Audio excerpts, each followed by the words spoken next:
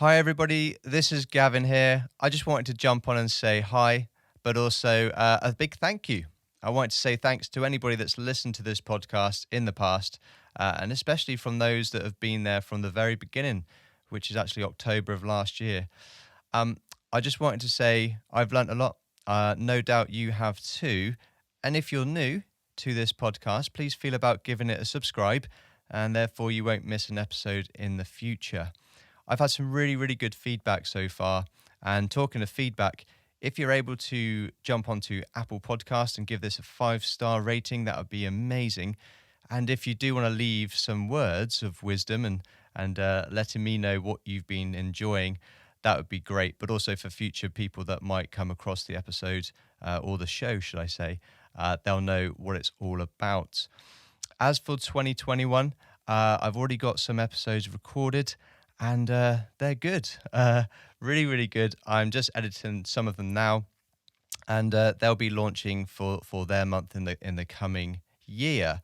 For the rest of the year, I do have some spaces available. So if you are a veteran and you would like to come on the show, then please reach out. You can go to milvetpodcast.com.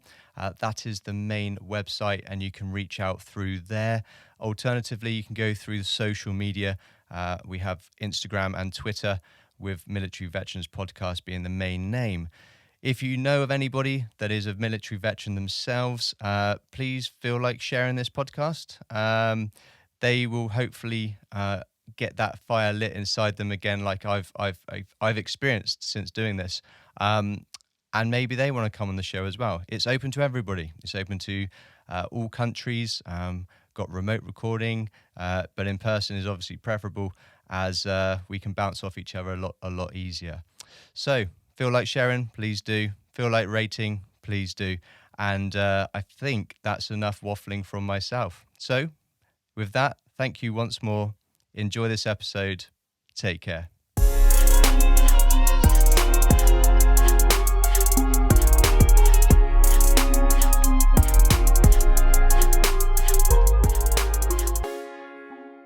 Welcome to episode 8 of Military Veterans Podcast, where we talk to veterans to learn about their stories and experiences.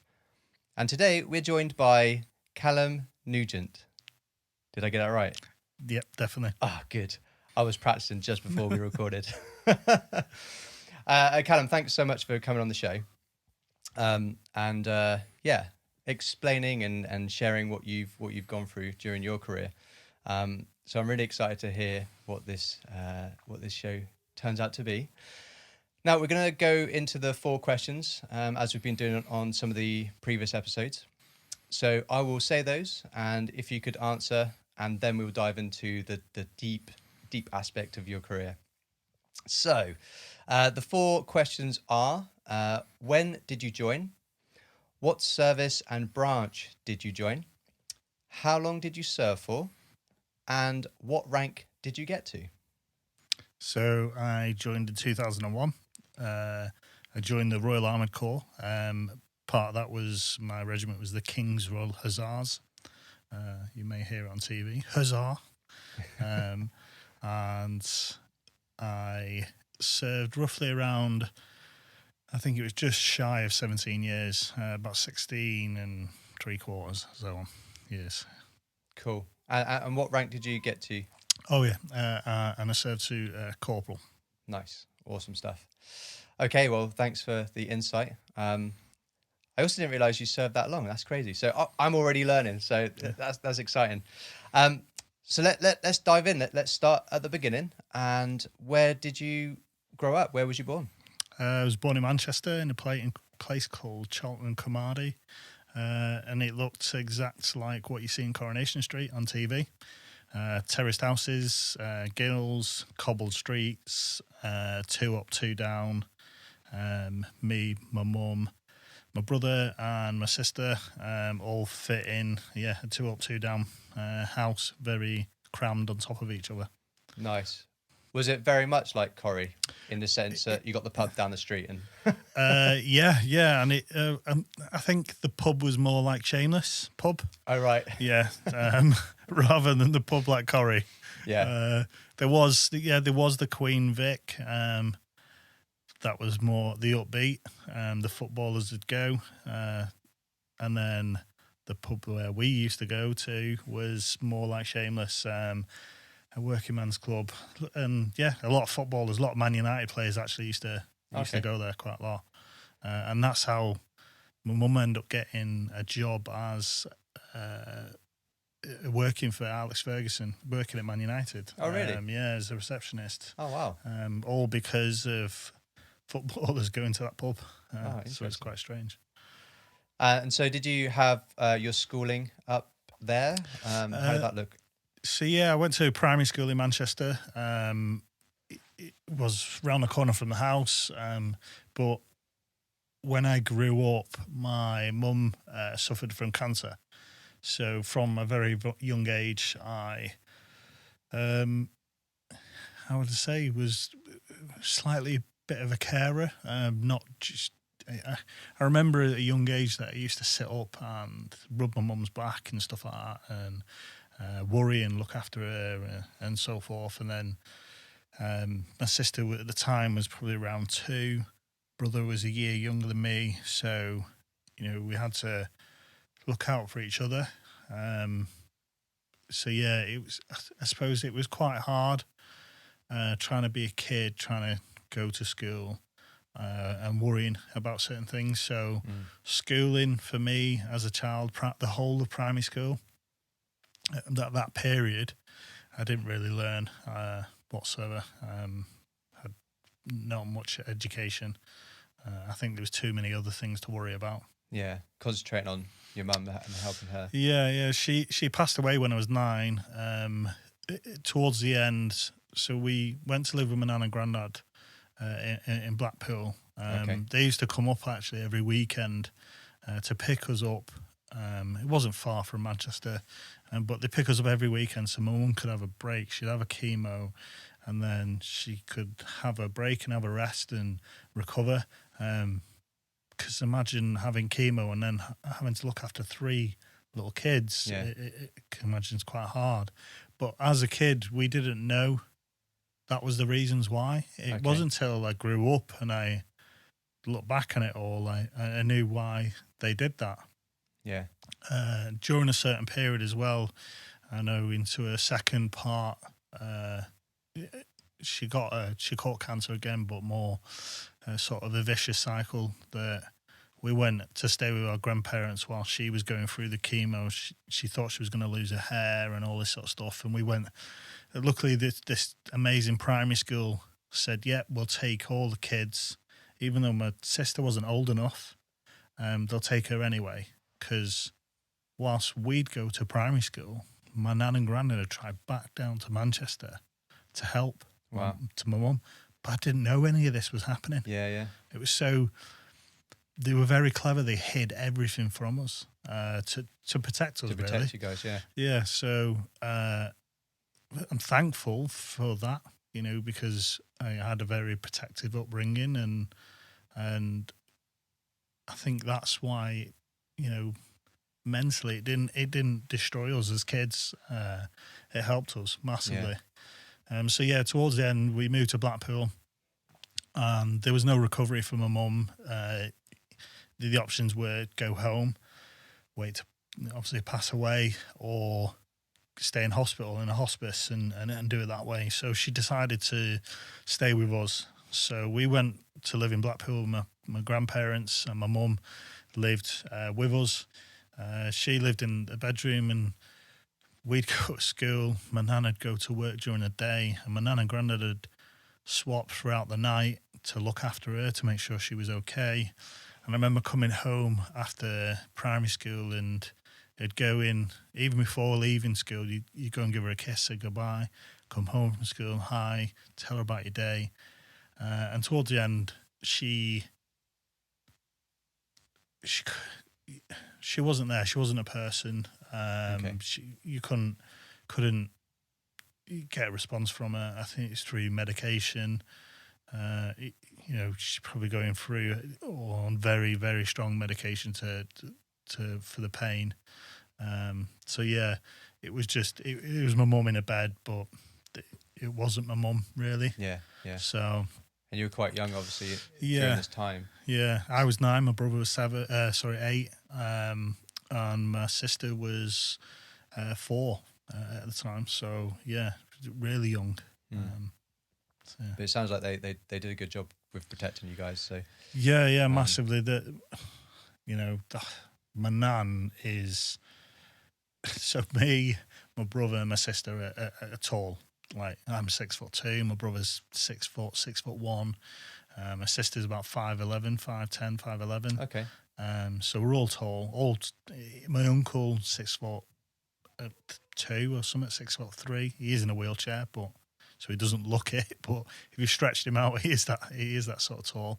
But my nan's about 4 foot nothing. Okay. So yeah, she's like a superhero, a midget superhero. Yeah. So yeah, she was always there. You were terrified of this little person that would attack you if you ever did anything wrong. But she was the first person to stand there and look after you through everything. Yeah. So yeah. And then when your mum passed away, your grandparents took you guys on and took you through schooling and education. And did that kind of improve for you when you didn't have that worry in the back of your mind? So yeah, it was when my mum passed. Obviously, the social services obviously got involved and so forth, and then there's various things like asking family members to look after us, or also my dad, who wasn't really a part of our lives throughout most of it. So he was given that option. He chose not to, but he was still always around. You think as a kid, you still look towards your dad regardless of how good or bad he is. And it was quite hard to try and adjust to living with grandparents, their way of life, and especially the difference with they're strict and how you used to get away with things with my mum. So that was the difference, and we found it very hard. I remember a point where me and my brother were crying our eyes out in our bedroom and begging my nan we want to go and live with our dad, considering he wasn't around, he wasn't there. It was always false promises from him. So yeah, thankfully we stayed with nan and granddad. I stayed at that primary school. I was given a special needs teacher. They were very good. Like I had an assistant teacher to help me through everything. So I think I got the bulk end of everything. I remember, it's strange, I only ever remember the bad things that ever happened through growing up as a kid. Where my sister, she was very young. She doesn't remember much. My brother, bits here and there. So yeah, I got the special needs teacher to assist me through school. So the last 2 bits was year 5 and year 6. My nan also paid for me to see a private tutor, and I remember coming home from school, I'd go out to play for a bit, I'd come home, have tea, and then I'd get my bike and I'd ride probably a couple of miles to this lady's house to do maths, English, do everything, reading, do absolutely everything. Okay. So yeah, they helped me to a certain extent, but I think with sort of you rebel, you when you don't know something, you push against it. Yeah. And that's what it was. It was a fear of, I don't know, this is stupid, I don't want to learn. And I was always pushing against it. So by the time I come to high school, I was trying like anything, but I always pushed against. Never really naughty. I was rebellious a bit, tiny bit. So education wasn't really my thing. And then I think it was mainly because I didn't know how to learn. The military was what made me realise, what type of person I am and how to learn. And what type of learner I am. And that's massively helped my future career. Nice. Okay. Well, that's actually probably a really good thing to talk about next. So after school, did you join the military straight away, or did you have a job or something like that? What does that look like, that first transition to military life? So yes, as I said, school wasn't very good. I knew I was projected where grades wise, U's and E's and so forth. So I didn't know what I wanted to do. Everyone's talking about college and what they're going to do, and at that point, apprenticeships weren't really a thing. And there was a local place, TVR, was round the corner from where we was. Oh, right, okay. Yeah. So a lot of lads wanted apprenticeships there. Yeah. But you needed to have some form of education, whether it is a DC, English and maths. I had none of that. And just happened to be watching TV, advert come on, and it said, join the army, be the best. the usual typical thing. Yeah, And I remember those adverts. Yeah, and I sort of said, I'm going to do that. So I went into the front room, spoke to my granddad and just said, I'm going to join the army. I think that's the best option for me. He said, yeah, fantastic. Let's do this. Took me down to the careers office and he said he wants to join the army. Tell him the truth, don't lie to him. Okay. And so we went from there and I signed up. So roughly around about 15 and a half. I attended Glen course before my 16th birthday. Did all the training, the trials and tribulations as you do, and the interview. I was the last person to go through the interview, and it was all these lads coming out, a lot older than me. You think I was 15, and they were failing for whether it was their fitness or some were told that they were too skinny, they were too scrawny to be in the army. And I was 15 at the time, so I was thinking, there's no way I'm passing. And I went into the interview, and they said, yeah, you're in. It's absolutely fantastic. We'd love you to have you. You have everything that the army is asking for. So yeah, I had to wait till I was 16, and it was roughly around a month after my 16th birthday, I started Harrogate, which is the Army Foundation Collage, and I started that in 2001, around August. That's going to be really cool to hear about because, as we spoke about off camera, off recording, I've never really sat down and spoke to somebody about that life and what that entails because, yes, I was 16 when I joined, but I was just over that threshold of, I think it was 16 and a half. So I could join the real army or the grown-up army. Real army. So I never experienced Harrogate. So how was that? How was that for you? I'm guessing you turned up there being so young, and did you know what to expect? Did they pre-warn you, or how's it look? Yes, there's no pre-warning. There's just a packing list, really, saying this is what you're going to need. And so I'm assuming yours was 6 weeks, you pass phase 1, and then you move on to phase 2. Is that correct? So it's total of 12 weeks, actually. Okay. But the first 5 weeks is the initial kind of real, let's change you from a civvy to a military person, and then it changes into more detailed stuff. And then, yes, after 12 weeks, you do complete phase 1 and then move on to phase 2. You're correct. Yeah. So our first 6 weeks is to pass into the army. So, Okay. Yeah. And then you have a pass-in parade, and you're wearing an Army Foundation College berry, which is a blue, and their cap badge and everything. So, yeah, it's strange. Majority of the time is you're wearing Ron Hills, these very tight trackies, and just running around camp as if you're like these Americans singing "I ho, off to work I go."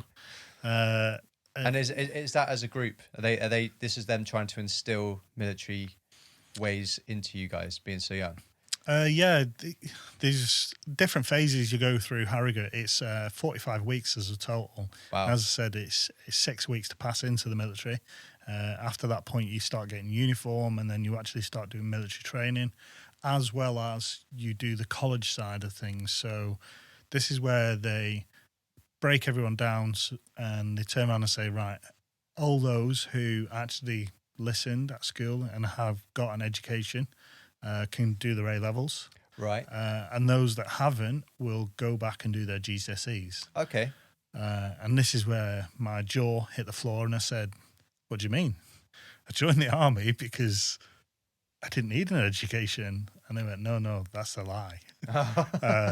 So it was quite a shock. Do you think I've just, in a way, certain points of my school, I said, the middle finger up yours. Yeah. I'm in the army. Yeah. I don't need you. Yeah.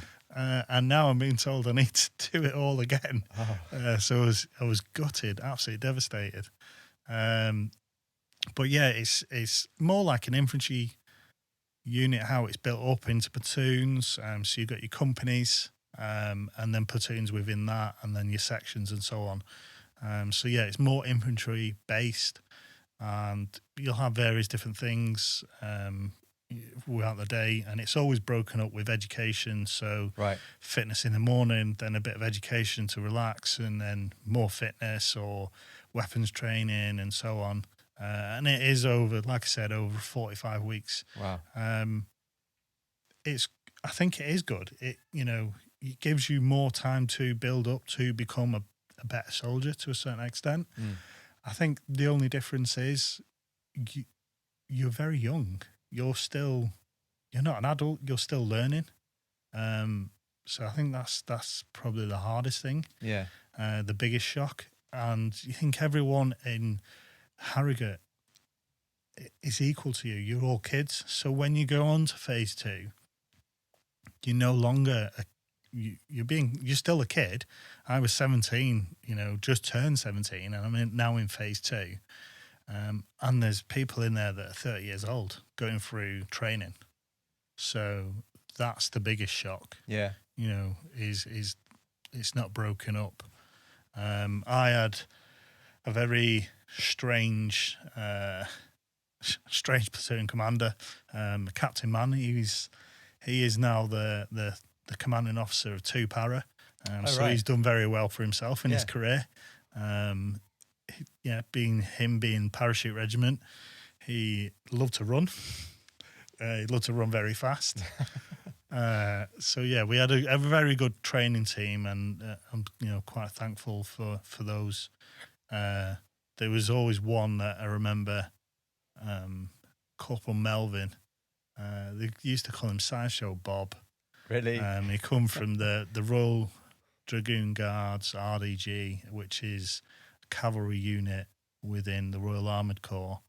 And it just made me not want to join that unit, because he'd turn up in his webbing with socks in there and pillows, and he was absolutely shocking. I don't understand how that man even made it as a soldier. Well, Harrogate sounds interesting. I think hindsight's a great thing. Obviously, we all know that's a great thing. And if I knew about it, I'd potentially would have put my hand up and said, "Hey, I'm 16. Can I do Harrogate?" Because it sounds like you're pretty much doing a year, learning more about the military, but getting your education. So I missed out, but hey, I learned a lot very quickly in the army. So you move on to phase 2. Now, when you're in Harrogate, do you know what you're going to be? Do you know what cat badge you're going to be, that kind of stuff, or does that get chosen as time goes on? So yeah, at some point during Harrogate, I can't remember exactly because it is quite a long time ago. You get to choose your regiment, and it's towards the end you get given your regimental berry and cap badge and so forth, and you'll wear that throughout the remaining time in Harrogate. And predominantly most of the people chose whatever their corporal, their section commander, or their platoon commander or platoon sergeant was in. They chose that regiment. We had a lot of guys that wanted to be parachute regiment. Okay. Due to our platoon commander being that. I knew I wanted to be infantry originally, So the King's Regiment, this is an infantry unit that's, say, 50% Scousers and 50% Manx. So I would have fitted in quite well. The main reason I chose not to go that way after, a while was due to a Kingo section commander that was part of another platoon. He wasn't the best of people. Okay. So I decided to change, and I changed to the Kingswell Hussars. So that was my local cavalry tank unit. Right. So that's why I chose them. We're very defined to any other unit because of the colour of our berry. We're not the typical colour. We wear a brown berry. A brown berry. Okay. Yeah, Okay. yeah. Do you know the background for that? For anybody that's listening? Yeah, so the CO's wife, at the point of when they chose it, I can't remember the dates, she decided to brown the colour of tree, and I think that was that's how it was chosen. Okay. Literally that, just the colour of the tree, they chose that colour. We have a crest of red, which is classed as the Rising Sun of York, and then we have a Prussian eagle as a cap badge. And that was given to us by Frederica of Prussia. So Kingswell Hussars. So cool. It's good when you hear about the history of how a regiment comes to be. Yeah, I think you can go back from generations of where we formed, where we amalgamated, but we've been here a very long time. Yeah, exactly. So you get your cap badge, berry, and you then move on to phase 2. So where is phase 2 done for you guys? So I joined the Royal Armoured Corps, and they're based in Bovington, phase 2. And this is where you do your tank training. So if you haven't got a driver's license, you will do your driver's license initially. You'll also do your signals and communications equipment and training. That's mainly for main battle tanks or reconnaissance vehicles, depending on which way you're going. And then you have 2 streams. It's either gunnery, or you're going main battle tank as a driver. And you don't get to, you can ask to, I want to be a gunner or a driver. Predominantly there's a course available, you're going on it, that's it, end of. And I just happen to be there at the right time, the right place, and I was given all the courses first. I passed out of phase 2 quite quickly, actually. I was probably one of the first people that was in my intake from Harrogate to pass out of Bovington. I become main battle tanks Challenger 2 driver. Wow. That's 7 weeks to do that training. It's quite a shock, really, to the system. You think I'm 17 years old. Yeah. I'm now driving an 80-ton tank. And it's not just driving it across country, it's driving it on the roads as well. Yeah. Because you have to do your Category H license. So it's fantastic, really. Massive bit of kit and one of the best tanks in the world, right? Yeah, it's one of the best tanks in the world.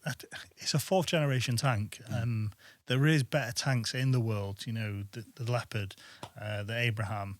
But the difference with what Challenger 2 is the people and the capabilities. It's what we can do with it. And regardless of that, everyone in the British Army that works on a main battle tank, we make it the best. And I think that's everything to do with the British Army. We do not have the best equipment, but we make it the best because of what we can do with it.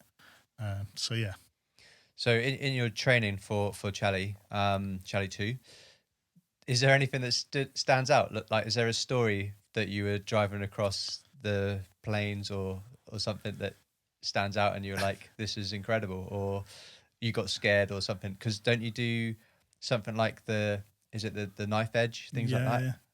Yeah. The knife edge, the first time I did the knife edge, the aspiration is to get to the point of the knife and then balance it. Do you know the degree of that? I don't know what it is. But no, I don't. It's very the sky. Yeah, it is literally looking at the sky. So you're going up sky, and then ground. That's it, as soon as you go over. And I do remember I did the knife edge and I balanced it. I was the only one in my crew. Yeah. So how difficult is that to do? I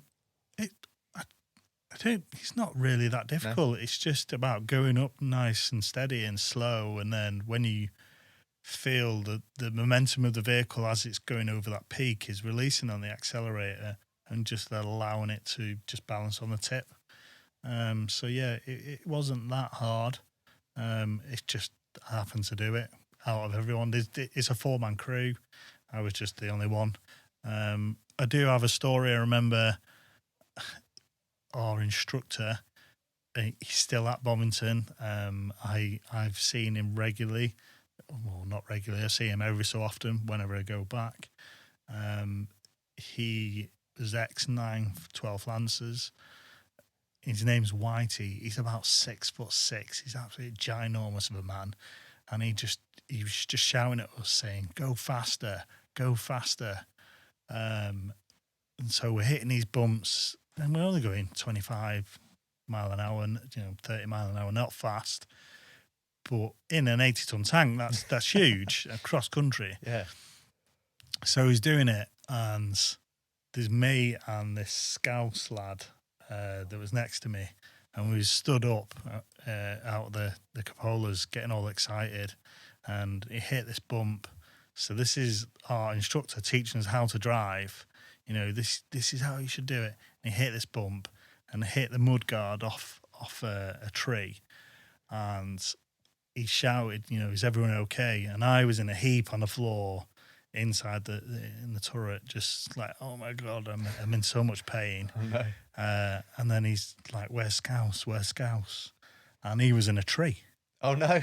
He bounced, and where he'd hit the tree, he went, that was it. Oh my God. And he's in pain, but he was just laughing his head off. And I was just like, oh, this is what the hell's happened? And he just said, nobody discuss this ever again. So this is on air. This is on air. You're recording this now, yeah. 20 years later, whatever it is. Yeah. Oh man, that's crazy. That's crazy. So I'm guessing you're feeling quite good. You're feeling quite confident. 17-year-old, now got your driving license, able to drive an 80-ton tank on the highway or on the road and cross country. And then where do you go after that? Is there more training, or do you go to your first unit? I passed training, and then you sit at a point. It's roughly around 2 weeks. You wait. It's called like holding troop, waiting for your regiment to receive you. And I went in December 2002 to my regiment, and they were based in Tidworth, so not far from Bovington anyway. It was, okay. So it was about an hour. I went to my regiment in Tidworth with the Kingswell Hussars, and at that time they were based or serving on operations in Northern Ireland. All right. So due to me being 17 years old still, I wasn't able to deploy with them, and I stayed as rear party. And predominantly at that time, majority of the rear party were the ones that were normally in trouble. Oh, right. So, yeah, you speak to them and say, like, why are you not here? Why are you not deploying on ops? I'm a naughty boy. Okay. So I got to hang around with the naughty people and learn some bad things. Right, okay. At a young age.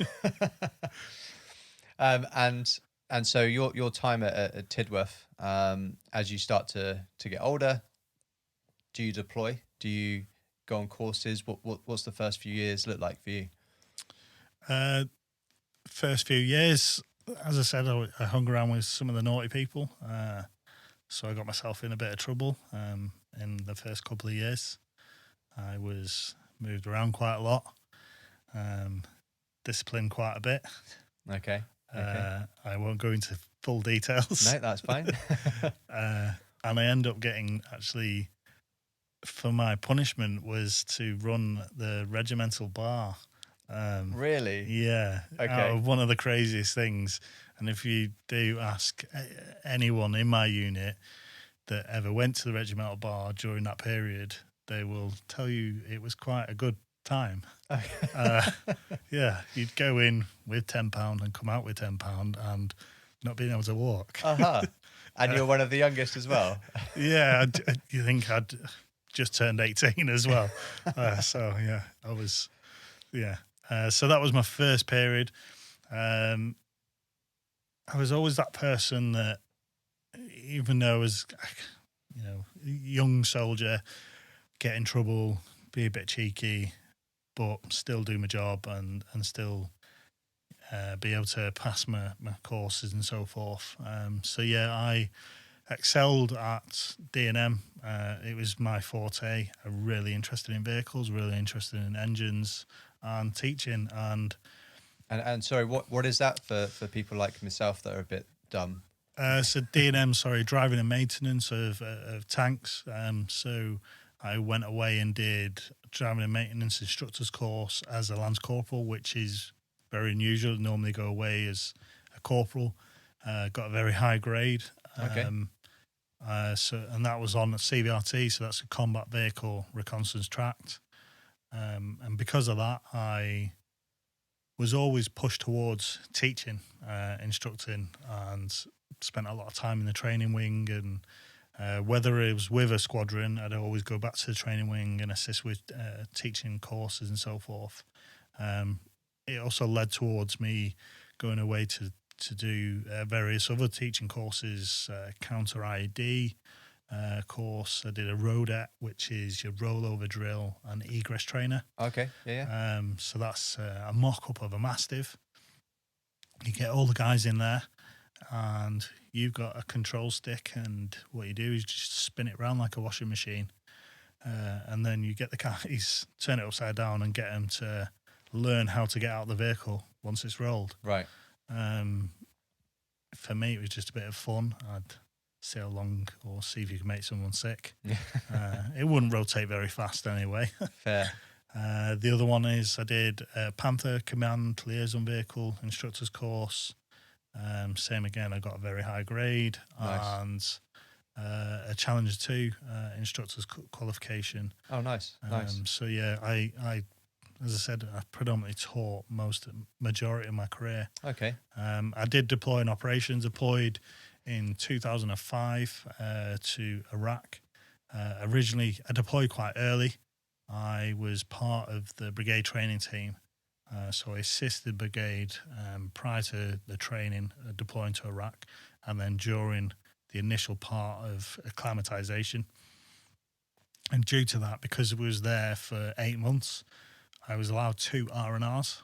Oh, really? Yeah, because it was over that 6-month period. Yeah. So I got 3 weeks R&R, but nobody told the regiment. So I deployed I went on 3 weeks R&R. Supposed to return back after the 2 weeks, or they thought it should have been 2 weeks. And I come back the third week, and they thought I'd been AWOL. Oh, no.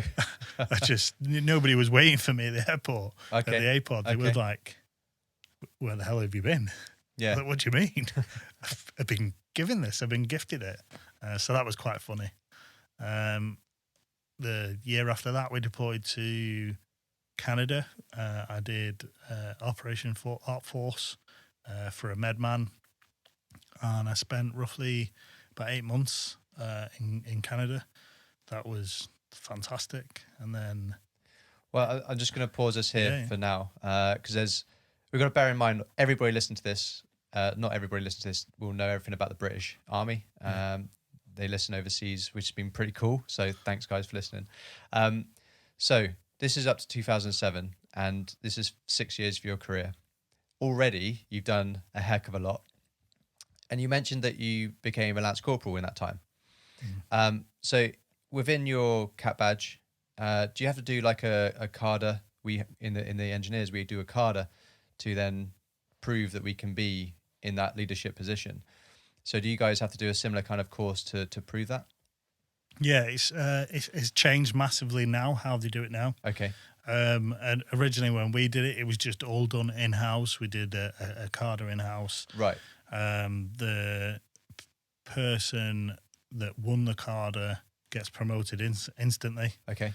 The rest of the guys are sort of know your way out. And it normally tends to be a month or 2 months after. Yeah. And it always depends on, have you done the right courses? So to be a Lance Corporal, you normally would have done your drivers, or if you was a gunner, then you do vice versa. Then you do away your signals and communication side and operator on a tank. So that's a week course of learning how to be an operator.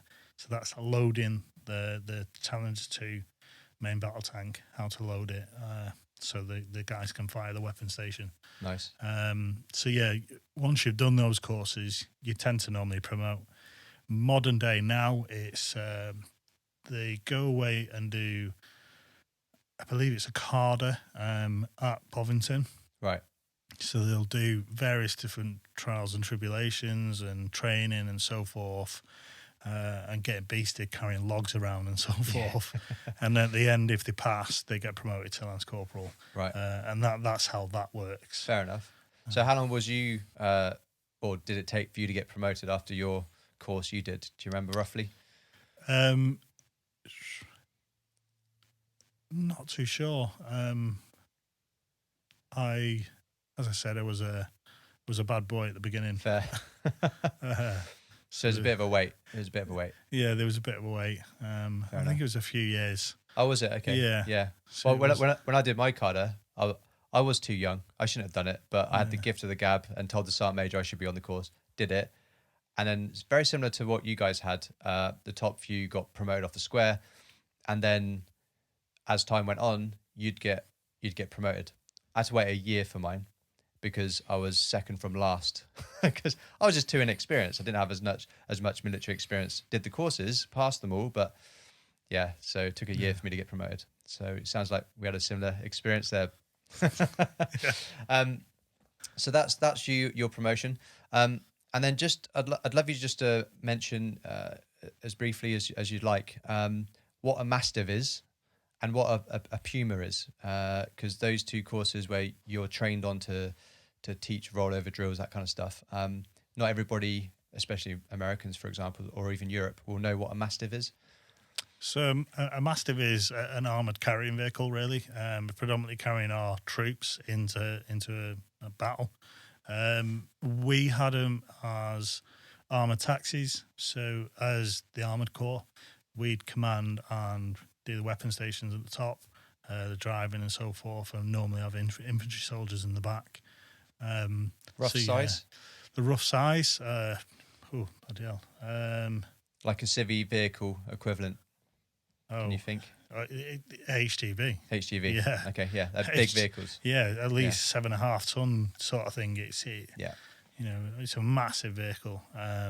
It's one of the best vehicles that we had, and we should have had it years and years ago, especially in the beginning of Iraq, because I've seen Mastiffs where they've been blown up in Afghanistan and walk away. The guys walk away, absolutely nothing wrong with them whatsoever. Yeah.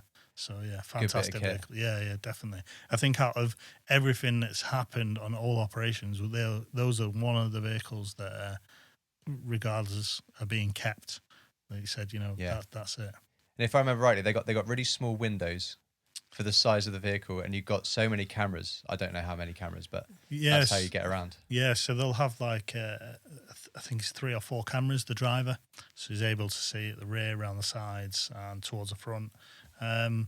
It's a bit like HGVs, modern day HGVs, that now they've got cameras on them, so it allows them to see down the side skirt of the vehicle. Yeah. Because of, you've got blind spots and stuff. Yeah, right? Blind spots. So that's the exact same on there. So it's no different. Yeah, it's just a big, chunky piece of armour. Yeah, massive piece of armour. The Rodette thing is it's the hull of a Mastiff, really. That's all it is, with some seats in there. There's no armour, there's no weight to it. It's more like an ISO container that's put in a frame, put some seats inside, and the frame allows that ISO container to rotate a full 360 degrees. And that's all it is. It looks aesthetically on the outside as if it is a Mastiff, but it isn't inside. Okay.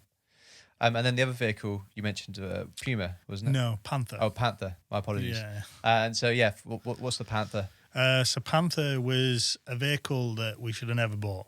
Oh, It'd gone through trials and it failed massively. It's an Iveco vehicle, a Fiat. It's pretty much a Fiat Panda. It's up-armoured Fiat Panda, I'd say. yeah. It's a 4x4 system that we made it as a command liaison vehicle. So you'd have a driver, a commander who had a remote weapon station, so that could be turned 360 degrees through a control system, and you could mount either a GPMG or a 50 cal on top, or even a grenade launcher. So yeah, the capability wise, that was perfect. Yeah. In the back, you'd then normally have an operator or a signals guy, and to the right of him, you would have a seat, but that was just built up of HF radios, VHF, so high frequency and very high frequency radios, so you can communicate and command the battle really from this vehicle. In hindsight, in the mind of thinking of everything, it'd be a perfect vehicle, but the capability of it was absolutely terrible. Not too good off road then. Yeah, not very good off road. It was okay off road. It was more that if you got blown up, you didn't stand a chance. And what they tend to do in Afghanistan at the time was set explosives next to waddies, so the vehicle would overturn into the water, and the guys couldn't get out whatsoever and were drowned. So that's why it was sort of deemed to be taken out of Afghanistan. They predominantly used them in camp Bastion. Yeah. I think, I'm not sure whether they still use them today, but I think if they do, it's predominantly used as an in-house camp vehicle and exercise and training. So I don't think they'd ever use it in operations ever again. Yeah. And then this comes on to your first tour, is that right? So the Iraq 2005? Yeah, 2005 was my first tour. What was that number? That was Telic 6. Telic 6, yeah. Yeah. So being your first tour away, can you remember what you felt like? Was you excited to get out there? Was you a bit apprehensive? What did you feel like being your first tour? Excited, yeah. Yeah. I was excited. Like I said, I was the training team. So the initial bit wasn't scary or anything to worry about. I got to play around with a lot of weapons and training and so forth prior to anyone else turning up. So yeah, it was good. From my unit, it was only, I think it was only like 10 of us. Right. So it was fun for us. Yeah. Was that in Iraq or was that Q8? In Iraq. That was in Iraq, yeah. It was in Iraq. We was in Shaiba Log Base. Okay, yeah. In Basra. And then we'd go out into the desert and we'd set up sort of ranges, and we'd have Americans come through the range packages. You'd have everything up to R&P, detachments, infantry. So it was quite a wide array of people that had come through that. So yeah, it was quite exciting. And then my regiment had come through. They'd done their training and acclimatization, and had actually started on operations. And I was still part of the training team. So it was roughly about 6 weeks after before I joined. So they were all kicking into things. So I had to jump straight into it, go deploy in operations with them. I think that the most rubbish thing about the whole situation of Iraq was I was so young, and at that point, LSA. I don't know how would you LSA broken down into? What was the pronunciation? It was what it stands for? Yeah, accommodation, wasn't it? It was living out of accommodation. Yeah, basically living out of your camp. So living overseas. But I forget what it stands for. Yeah. SSA, yeah. Yes, and if you hadn't got 100 days, you wasn't entitled to LSA. So I was in Iraq at the time as a trooper, still building up my LSA days. Right. Getting paid £850 a month. in Iraq. Wow. Okay.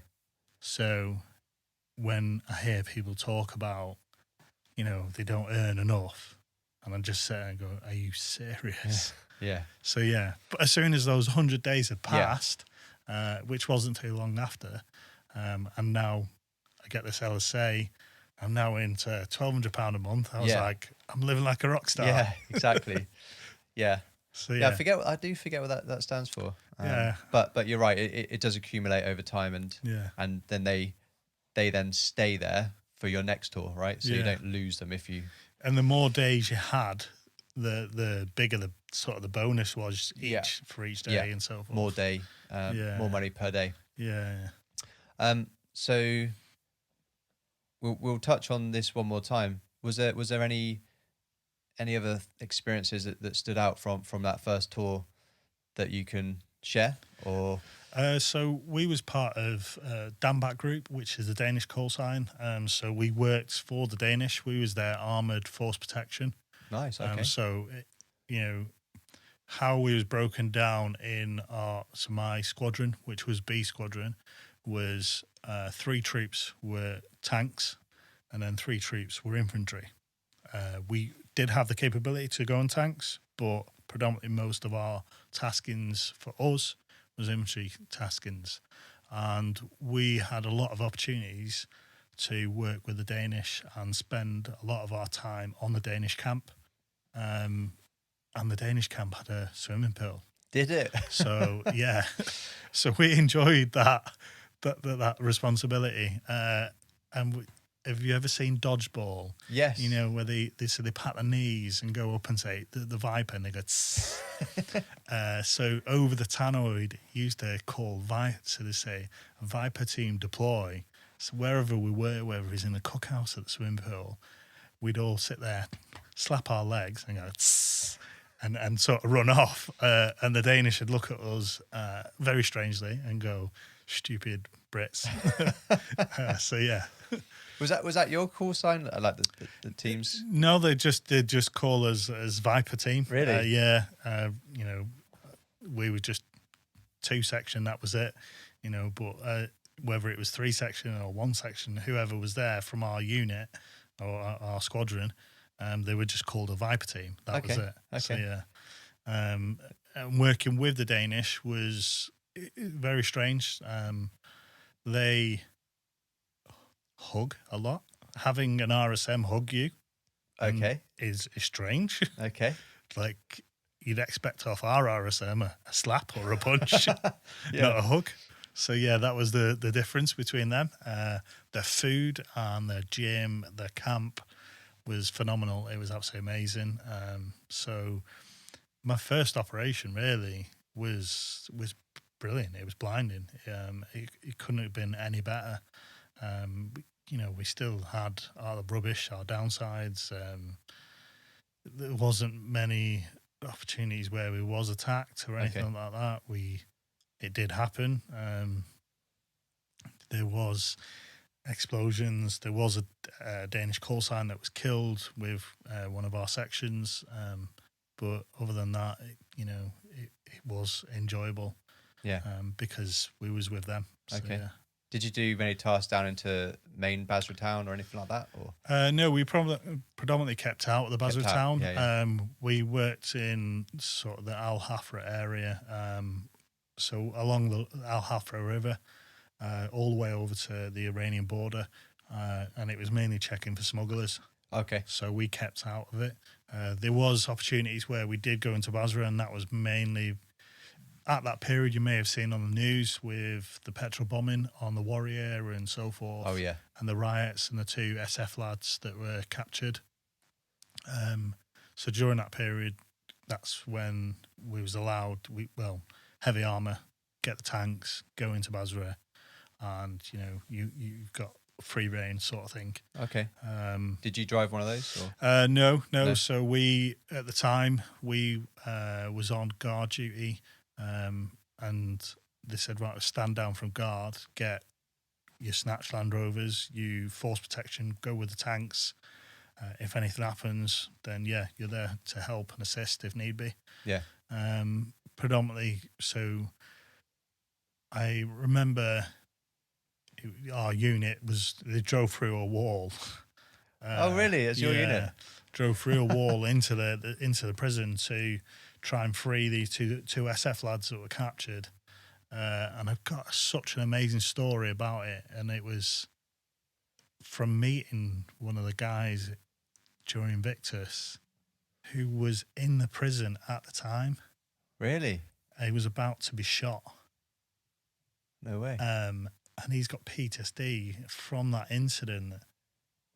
And then you go back to us doing what we were doing in Iraq, you know, and the guys driving through the wall with a tank and everything, not knowing that was happening on the other side.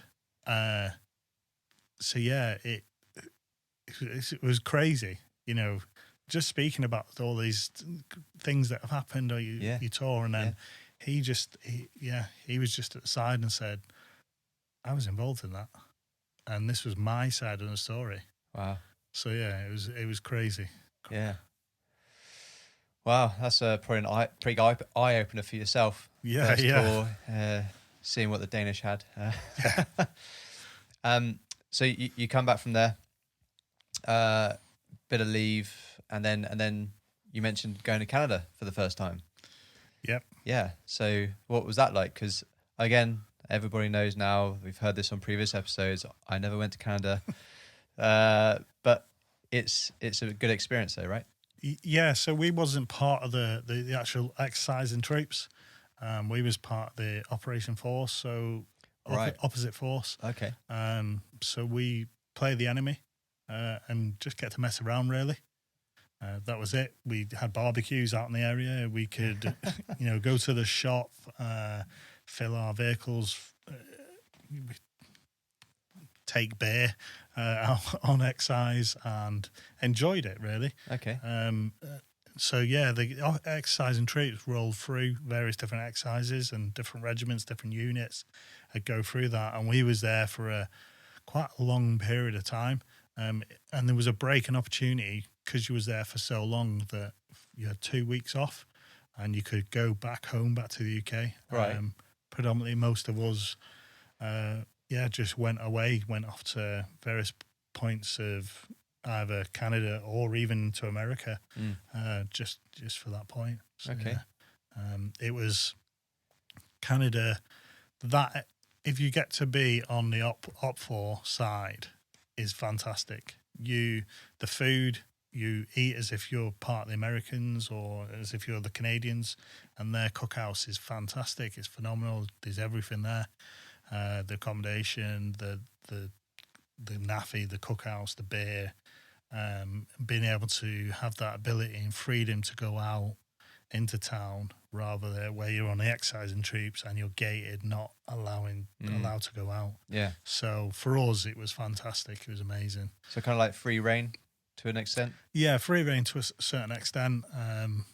Amazing weather, summer, it's 40 degrees. So yeah, it's unbelievable. Definitely one of my sort of best parts of my military career. Just out of curiosity, did you go back to UK or did you go down to America when you had 2 weeks off? I travelled part of Canada, went to Calgary and Edmonton. I actually went to Lethbridge as well. We went to Lethbridge because it's the university town, and then got to Lethbridge and the people in the bar went, "It's summer. Where do you think they've gone?" And we was like, "We're idiots." So there was no one in Lethbridge other than the people that live there. It was like, college girls. And there was none. There was nobody there. So yeah. So then you left there. Yeah, absolute idiots. Do you like Canada? Yeah, Canada's probably one of the best places I've been in the world, really. It's just the summer's summer, winter's winter. We had the opportunity to go to Calgary, where the Rocky Mountains are, Banff, and see some of the best animals and the best terrain, skylight, the Northern Lights. You can't ask for anything else. Yeah. It's absolutely perfect. Whitewater rafting, canoeing, kayaking, mountain bike riding, walking up trails. I do actually have a story from. I just remembered we had to hike up this massive mountain. And I remember we set off, and there's at this halfway point, there's a picnic area. Okay, yeah. So we stopped to have a bit of water, and there's this old man taking this group down. So they must have started really early. But yeah, they were on the point down, and they stopped at the picnic table. And we started chatting to him. And the lead instructor, this old man, who was old, he was like 80. Oh, right. And he turned around and said, "Oh, wow, Brits, oh, what are you doing here?" And we started chatting to him. And it come to light that he lived round the corner from where I lived in Blackpool. Really? And he was actually in the British Army during the Second World War. No way. He joined at 15, and his brother was killed during the war, and he sold his brother's motorbike and ran away and fled to Canada. Oh, my God. And he never, ever returned back to the UK. And we didn't walk to the top. We just spoke to him for absolutely ages and ages. And all of us were sat there saying, "Nothing will happen to you. Go home." Yeah. You know, we were shaking his hand. Just unbelievable. It was phenomenal. Out of all the places in the world, and we met this old man that told us his story. It was just phenomenal, absolutely crazy. And I'll never ever forget that thing. I'll never forget his face. And he was just how he told us, and he just said, "I'm terrified to go home. I'm going to go to prison." That's like, no. He sounded Canadian. He was full. He'd been there a long time. Yeah, he'd been there a long time. But to run away at the age of 15, to sell your brother's motorbike that's just been killed in the war, to then run away was unbelievable. Yeah. It's crazy how you meet people at certain times in your life that could affect you going forward. Yeah. That's stuck with you all these years. Yeah. It's crazy. So you come back from Canada, and then what's the next kind of part of your career? Start training for operations again. All right, straight back into it's at that point, because Iraq and Afghan, it was one on, one off, rolling. If you wasn't on operations, you were training for operations. And at that point, we started training to go to deploy to Afghanistan. Okay. And I can't remember exactly why, but for some strange reason, very last minute, they said, "No, it's all fell through. We're not actually deploying to Afghanistan." So he was quite shocked. And they said, "Right, you're going to Iraq." And at the time, so we was deploying to Iraq with the Household Cavalry, Blues and Royals. Right. So Prince Harry was with us doing all the training. And there's obviously a lot of media and everything around it. Prince Harry being with us and so forth. But he didn't deploy because of the media, which is very understandable. But yeah, I actually did my 30mm, so that's my CVRT 30mm gunners course with the Household Cavalry, and my BGTI, which is my sighting systems, that training with the Household Cavalry. So when I come to firing, I was actually doing the firing package with the Household Cavalry. So I was with Harry,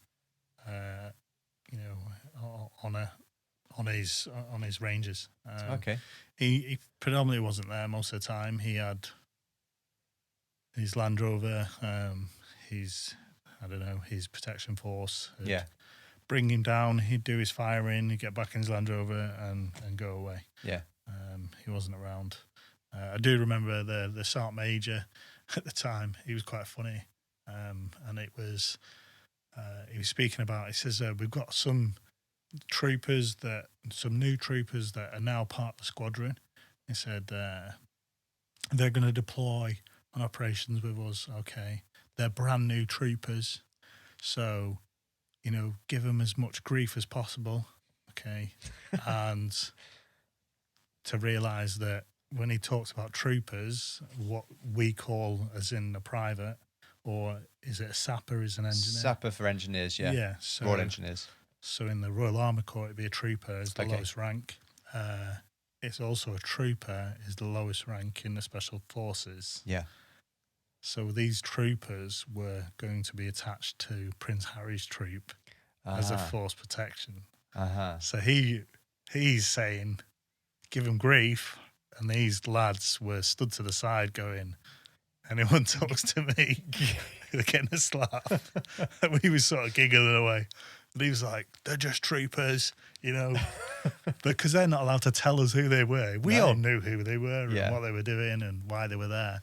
But yeah, they were just like, it's not happening. It's not happening, no. So yeah, it was quite funny. Did you get to chat with any of those guys? Like, you didn't really associate much with the usual, you know, do you want a brew? Yeah. They never slept in our accommodation. You know, they were completely off camp. I don't know where they stayed. Yeah, yeah. But they'd just turn up with Harry, have a few chats and disappear. And Harry would turn up, do his firing and then disappear. We'd be on ranges from like 6:30, 7 in the morning through till, 5:30. And Harry was there not. And then picking up brass and picking up brass. And then Harry would never do that. I mean, not doing anything that we. It's understandable. I can imagine as a royalist, you're being told to. You have a persona and having to do something what you never had any freedom really. Yeah. But yeah, we had exercise as well. On Salisbury Plain. I think. The one good point is Harry bought all the beers in for everyone. Nice. A load of fireworks as well for a smoker on Salisbury Plain. And that's probably the only good thing from that. Had the ability to do it where we didn't. Yeah. So yeah. Well, you never know. He may come on this podcast one day. Hopefully. You never know, and we'll get to hear his side. But fingers crossed. Hey. Yeah. So you deploy. This is like 2008, I'm guessing. No, 2000. So still 2007. 2007. Wow. Okay. So 2005, Optelic 6. 2006, Canada. 2007. Got it. We deployed to Iraq. Okay. And we're now working at Shiber Log Base has closed down. And we're now working at the APOD. And we was deployed to a far part of the APOD.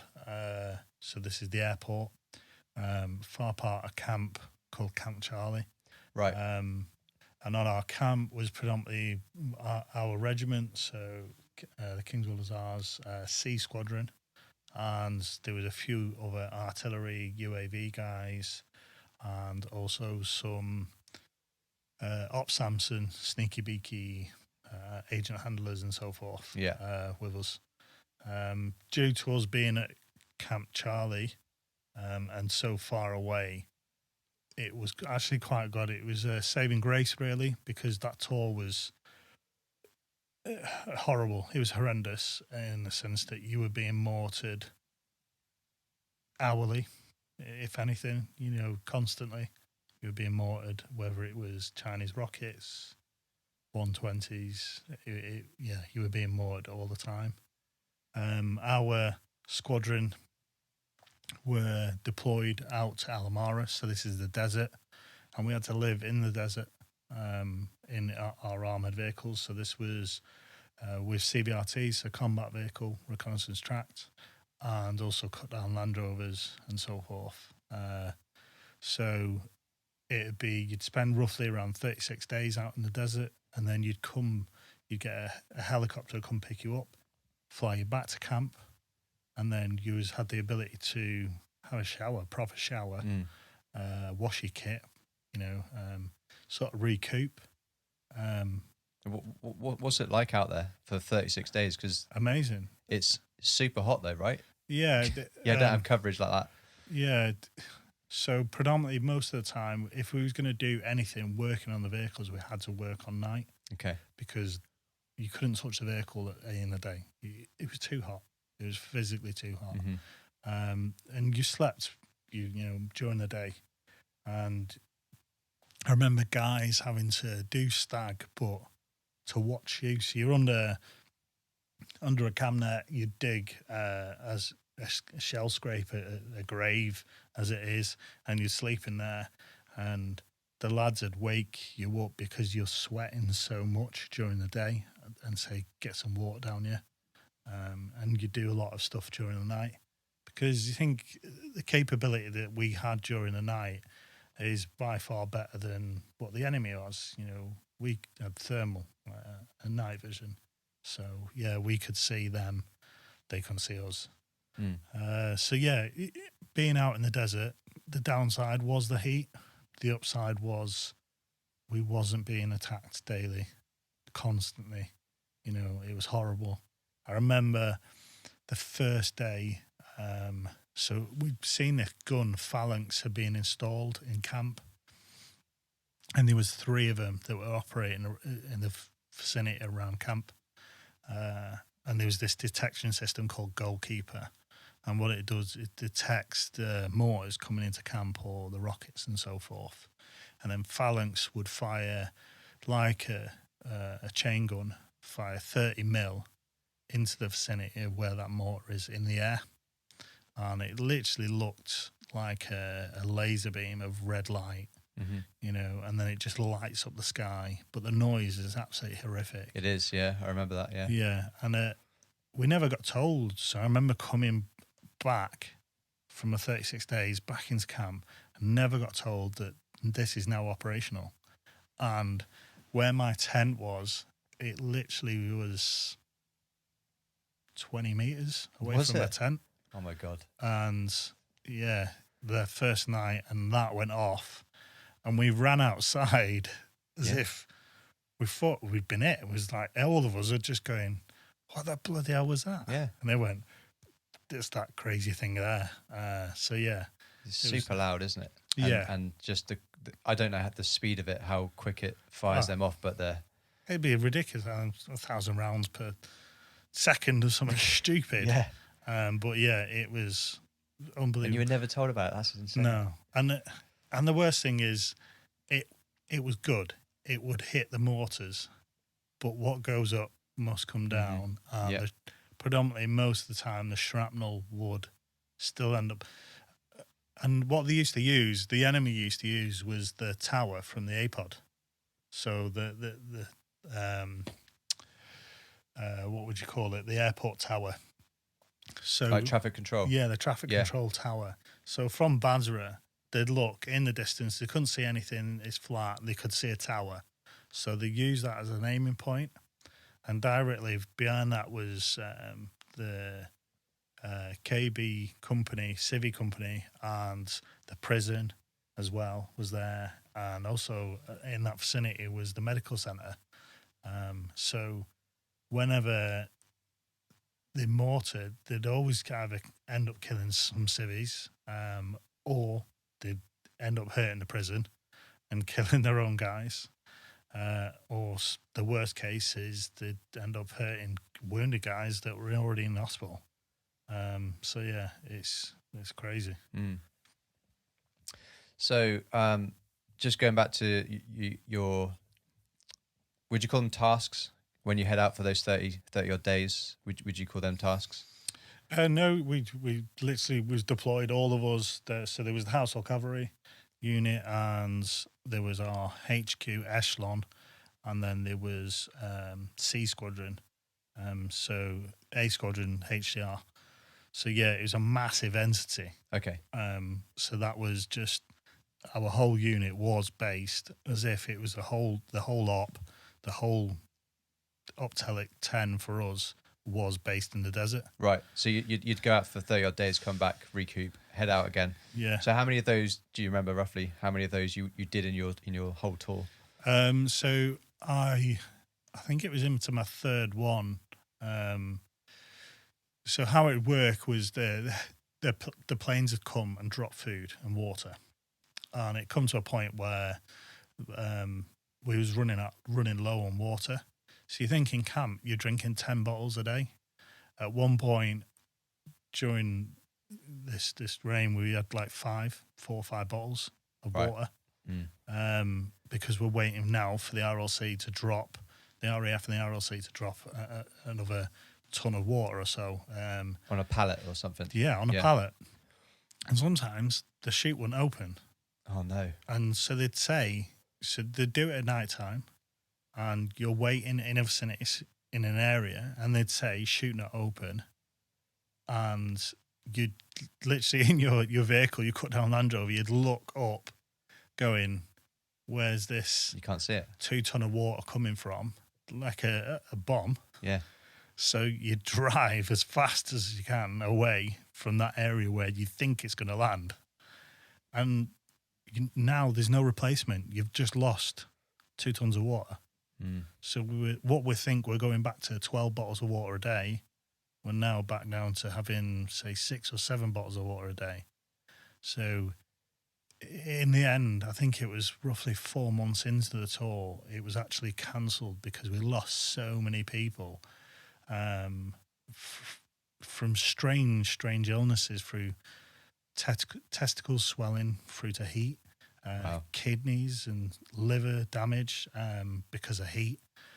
So I got heat stroke, and I actually was CASEVAC back into camp.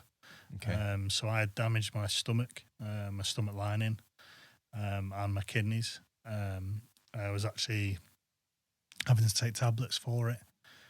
So yeah, this was my third stint in the desert. So yeah, I never returned back after that. Okay. I had to stay in camp. I got dumping syndrome, so that is, they say that you get this is when you have serious or you have surgery to your stomach, and it's where your esophagus doesn't work properly. Rather than it opening and closing every 10 seconds and allowing food to go down, mine would take a lot longer. So imagine you go to a Chinese or Indian, whatever food you enjoy, or a big rack of ribs at TGI Fridays, and you fill yourself up, and when you feel like you're full and you feel sick, that's what I felt like permanently. Oh, okay. And I would be sick every so often, even though I've got nothing inside me. It's mainly fluid. So I was actually CASEVAC back from Iraq in 2007 because of that incident, and I spent then a lot of time in Gosport in Haslar. So that was the naval hospital. Okay. So originally they checked me for heat. I had no issues whatsoever with the heat, and you go through all these examinations. You do a treadmill, so you do the 8 miler on a treadmill. Oh, CFT. Yeah, your CFT. Okay. They called it something else because it was Navy. Oh, right. Exactly. Okay. So yeah, I had my Bergen on, my combat jacket, everything, and then 4 miles in, you take your Bergen off. You've got all these heated things on. You've got a mask on your mouth. Okay. To check the oxygen as well. You're in a room that's at 30 degrees. There's fans blowing in your face. Wow. So yeah, they check absolutely everything. There was 4 people on my test at that time. I was the only one that passed. All the other guys, their core temperature kept on rising and rising and rising. Right. And that was mainly because when I had a heat stroke in the desert, and they had to wait for, and it was an American helicopter come pick us up to take us back. They checked my core temperature, and they said it was 39.8. So I don't know the extent of how severe that is, but they say that you reach 40, that that's critical and it can kill you. Your brain starts shutting off or something like that. I just remember walking off the helicopter holding my drips and my drugs and stuff like that. Really tired, just walking off the back. And they had a stretcher and a wheelchair, and they were like, "What are you doing? Why are you not?" And I just said, "I'm really just tired. I'm just tired. I just want to go to sleep." Yeah. I said, "I feel fine, just tired." And so I went in, got triaged, and they shove a thermometer up your bum. And I remember it perfect because we got mortared like I said, you're in camp. Yeah. And you hated being in camp because you got mortared. And I remember they literally just push you off the bed. They get you off the bed. They get you on the ground as quickly as possible. They don't put body armour on. They just throw the body armour. They just lay it on top of you. And I'm now with my pants around my ankles, with my thermometer sticking out my bum. And I'm left on the floor with a mortar alarm going off. And you could hear it's landing not far because, as I said, the medical centre was in the Very close. line of fire for the tower. And I just said, mate, can you... And he just went, oh, yeah, sorry, I forgot. And just sort of crawled over, just went, and pulled it out. And I was like, oh, cheers. You know, so yeah, I remember, it'll never, ever sort of leave my head that I hope you took that reading. So yeah. And then... After all that happened, I got triaged. I went into another room. I was put on a bed. All these weird, strange machines and drugs and things being put into you.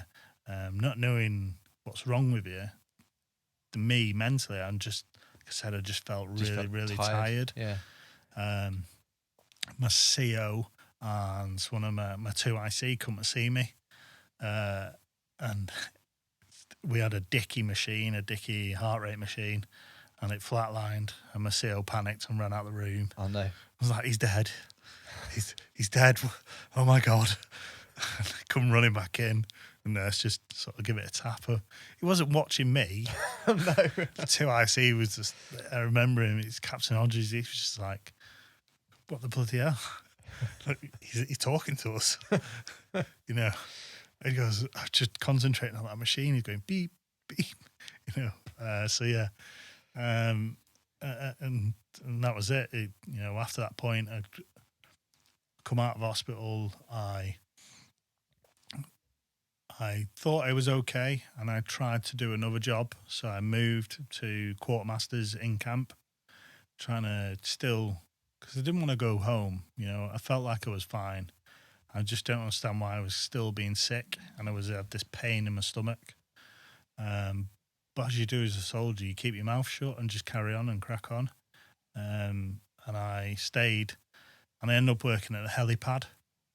So the guys that were flying out to the desert and flying back, they'd obviously come through us, so we'd check them in and make sure any equipment from the quartermasters would be loaded onto it and then loaded onto a helicopter. And at that period, you'd line up against the blast walls, and there'd be a break in the blast wall, and then another blast wall, and we'd have 5 people there, and then the rest of the guys, 20 on the other side, and there'd be 2 helicopters and one that's just landed on the helipad. And I was stood on the back of the helipad, and I was shouting to a friend, saying the next 5, putting my hand up. So he'd say, next 5, count 3, 1, 2, 3, 4, 5. They'd come to me, I'd count them on, 1, 2, 3, 4, 5. Then the door corner, the assistant, he'd make sure they're all strapped in. So we had a good system in place. And the mortar alarm went off, but it comes over the radio before the alarm goes off. There's that delay. Okay, yeah. It's instant mortar. So the helicopter, the guy just went, we're going. So I jumped off the back of the helicopter, and they just shot in the air fast as anything. And I ran towards a blast wall. Because you're working on the back of the helicopter, if you've ever felt the heat from the engines, I had no body armour on. I just had my helmet on. And I ran towards a blast wall, and the mortar landed in front of me. Landed where all our guys were. Right next to the blast wall, and just everyone was just on the floor. Just I can't really remember much. I just remember dust and and I remember having blood on me, and I was like, I'm bleeding. And lift my top up, and I was like, it's not me. And this girl, this logistics girl, she was saying, I'm bleeding. And then she's like, it's not me. And then there was a doctor who's like, who the hell's bleeding?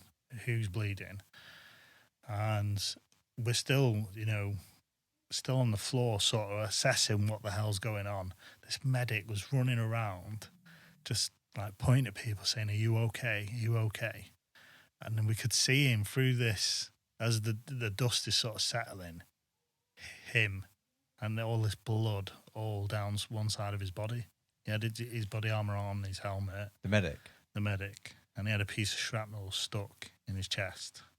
And so whereas I ran towards the blast wall, he was on top of me. So he took the stint of it all. So yeah, didn't know what was happening to him. And we were shouting, "Mate, come over here. And he come over as if it's normal. Who's been hurt? I was like, "Can you sit down?" And he sat down on the blast wall. I was like, "We're going to tell you something now. Okay, don't freak out. It's like you've been hit." And he saw the shrapnel and then stopped breathing instantly. The adrenaline gone.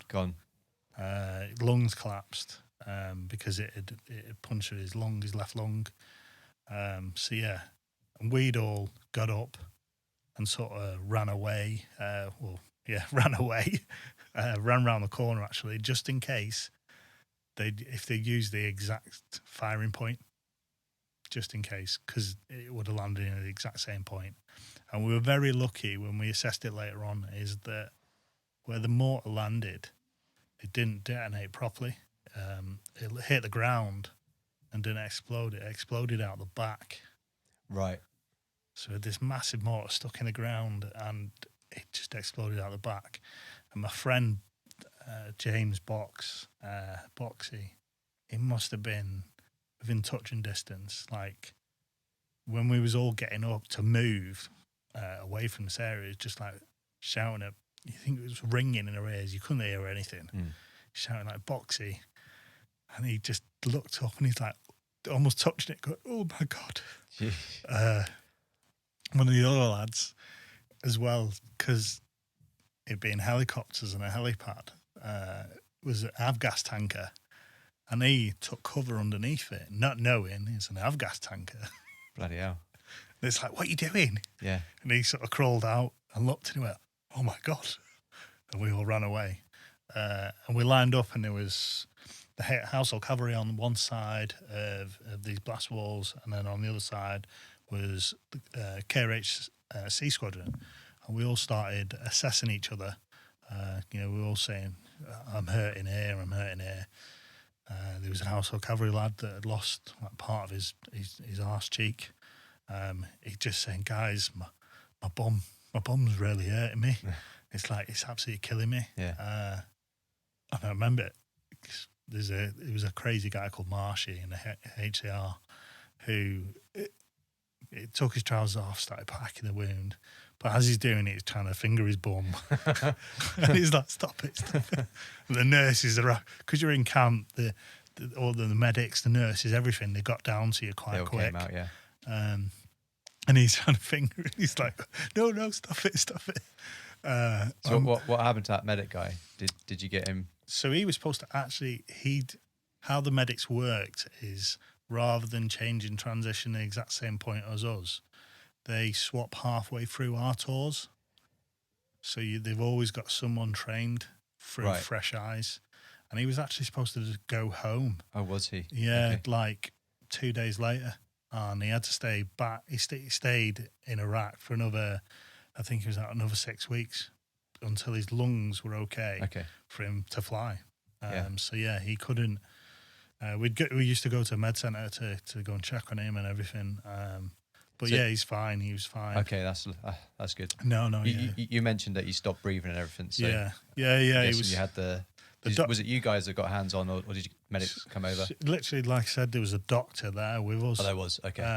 He was brand new second lieutenant doctor. Oh, right. Yeah, okay. New, young as anything. And he sort of dealt with everything. But we was all sort of saying, come here. Yeah. And then, as I said, we all moved from that point whilst they're assessing him. We moved to start checking each other out. Yeah. I remember it as well. My squadron leader doesn't smoke, I think he smoked about pack of 20, Jeez. just through the anxiety Yeah. and the stress of it all. Next to me and my friend was a lad called Cookie, and he's saying, "Guys, my neck's burning." I'm like, "What do you mean your neck's burning?" And it just, where the shrapnel's come out the back, it's gone in the air, and then it's landed, because he's laying flat, it's landed on his neck, and it's just melting through his skin. Oh no. And so like pulling it out, just pulling it off his neck. So there's loads of different little injuries Things like that. Yeah. And then you mentioned like the medics were coming over quite quickly. Yeah. So the ambulances, everything, were on the scene immediately, sort of thing. And like I said, that squadron leader, within the space of half an hour, spoke this pack of 20. He just one down, and then he had another one. So yeah, it was quite a close call. Yeah. Considering how close that mortar, it was on us. There was 20, 25 blokes that were there, and we was all within the metre of it landing. Yeah. If it had gone off. Yeah, if it had gone off, it would have been unbelievable. And you're still recovering from the heat exhaustion. No, yeah, I was still recovering from the heat exhaustion. So yeah, for me, that was the deal breaker. That was it. Okay. You are going home. What's wrong with you? I've got pain and I'm constantly being sick. So I was CASEVAC'd on a Hercules. So that's a strange feeling as well. Getting on the back of there, and there's other guys that have been injured, wounded, guys on stretchers. There's doctors, there's nurses, there's everything. And you're flown back to the UK and you're straight into hospital. So yeah, it was very strange. And then after that, you're back in the UK. You recover after all of those strange tests. Yeah. And then you go back to your unit and carry on with training, or? Yeah, so went back to unit, carried on with training, started all my various different instructors courses, working in the training wing and so forth, as I said previously, and that's what I predominantly did from that point onwards. Cool. I was just an instructor, and I taught, majority of my career I taught. I can't say anything else other than that. I didn't.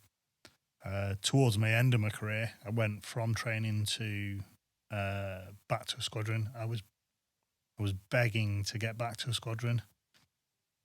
I wanted to be part of one of the troops. I wanted to be one of the guys. Mm-hmm. That's what I joined for. And look, thankfully, I was allowed. So from 2007 up to 2012, I was training, the operation. So 2008 to 2012, I was training wing predominantly. Okay. 2013, I was part of C Squadron again, and I deployed to Canada, exercising troops this time rather than OPFOR. So I was on the bad end of it all. It was still an amazing exercise. I was with an amazing bunch of lads, so I'll never forget that exercise. It was enjoyable.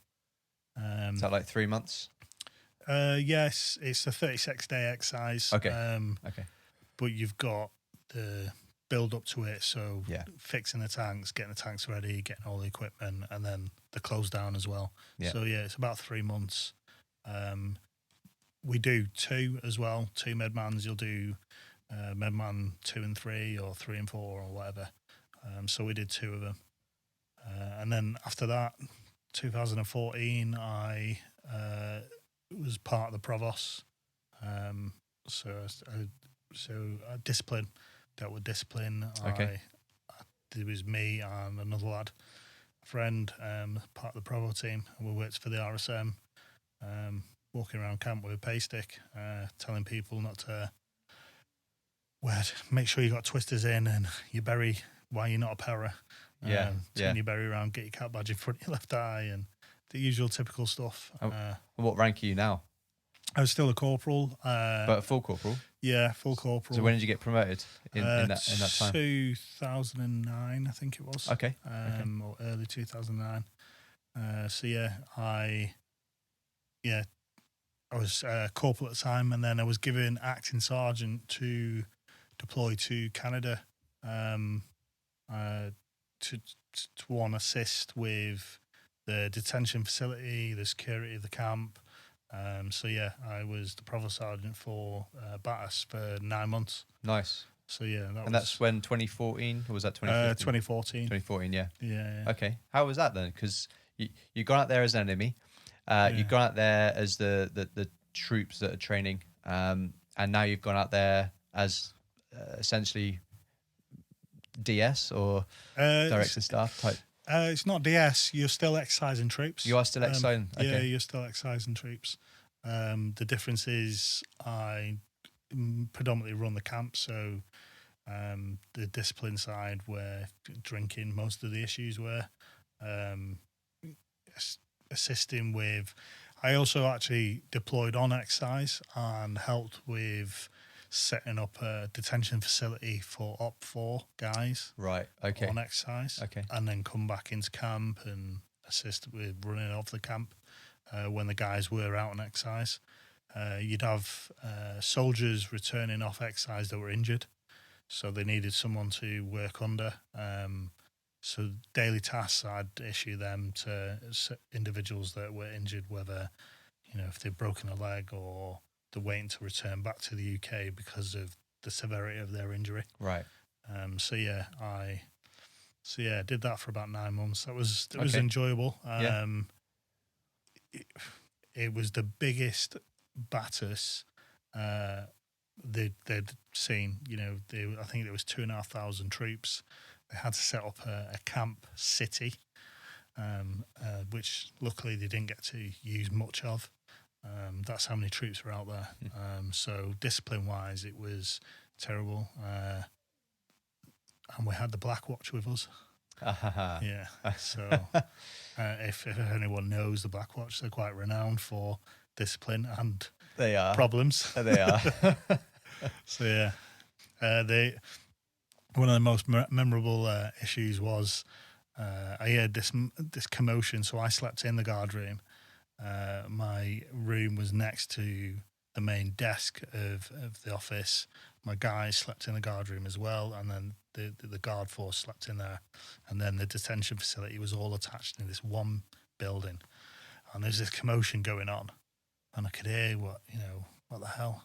So I woke up, I come out of my room, it's like this young, as they say, guardsman, this G-man. He was from Scots Guards.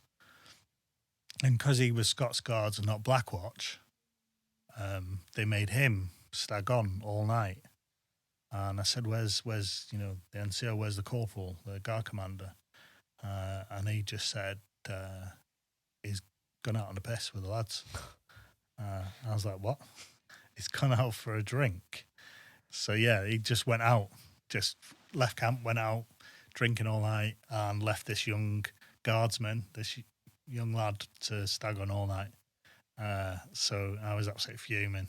I couldn't, not in my whole career of anything like that. No. So when I was having to explain it to the Sergeant Major for the guards for Scots, he just laughed. He thought it was brilliant. It was quite insane, and he said, "Don't worry, he'll do guard duty for a week." I was going, but I can't trust him. Like, he says, "Oh, don't worry, he won't do it again." And he didn't. He did guard duty for a week. He stagged on for a week, and he didn't do it again.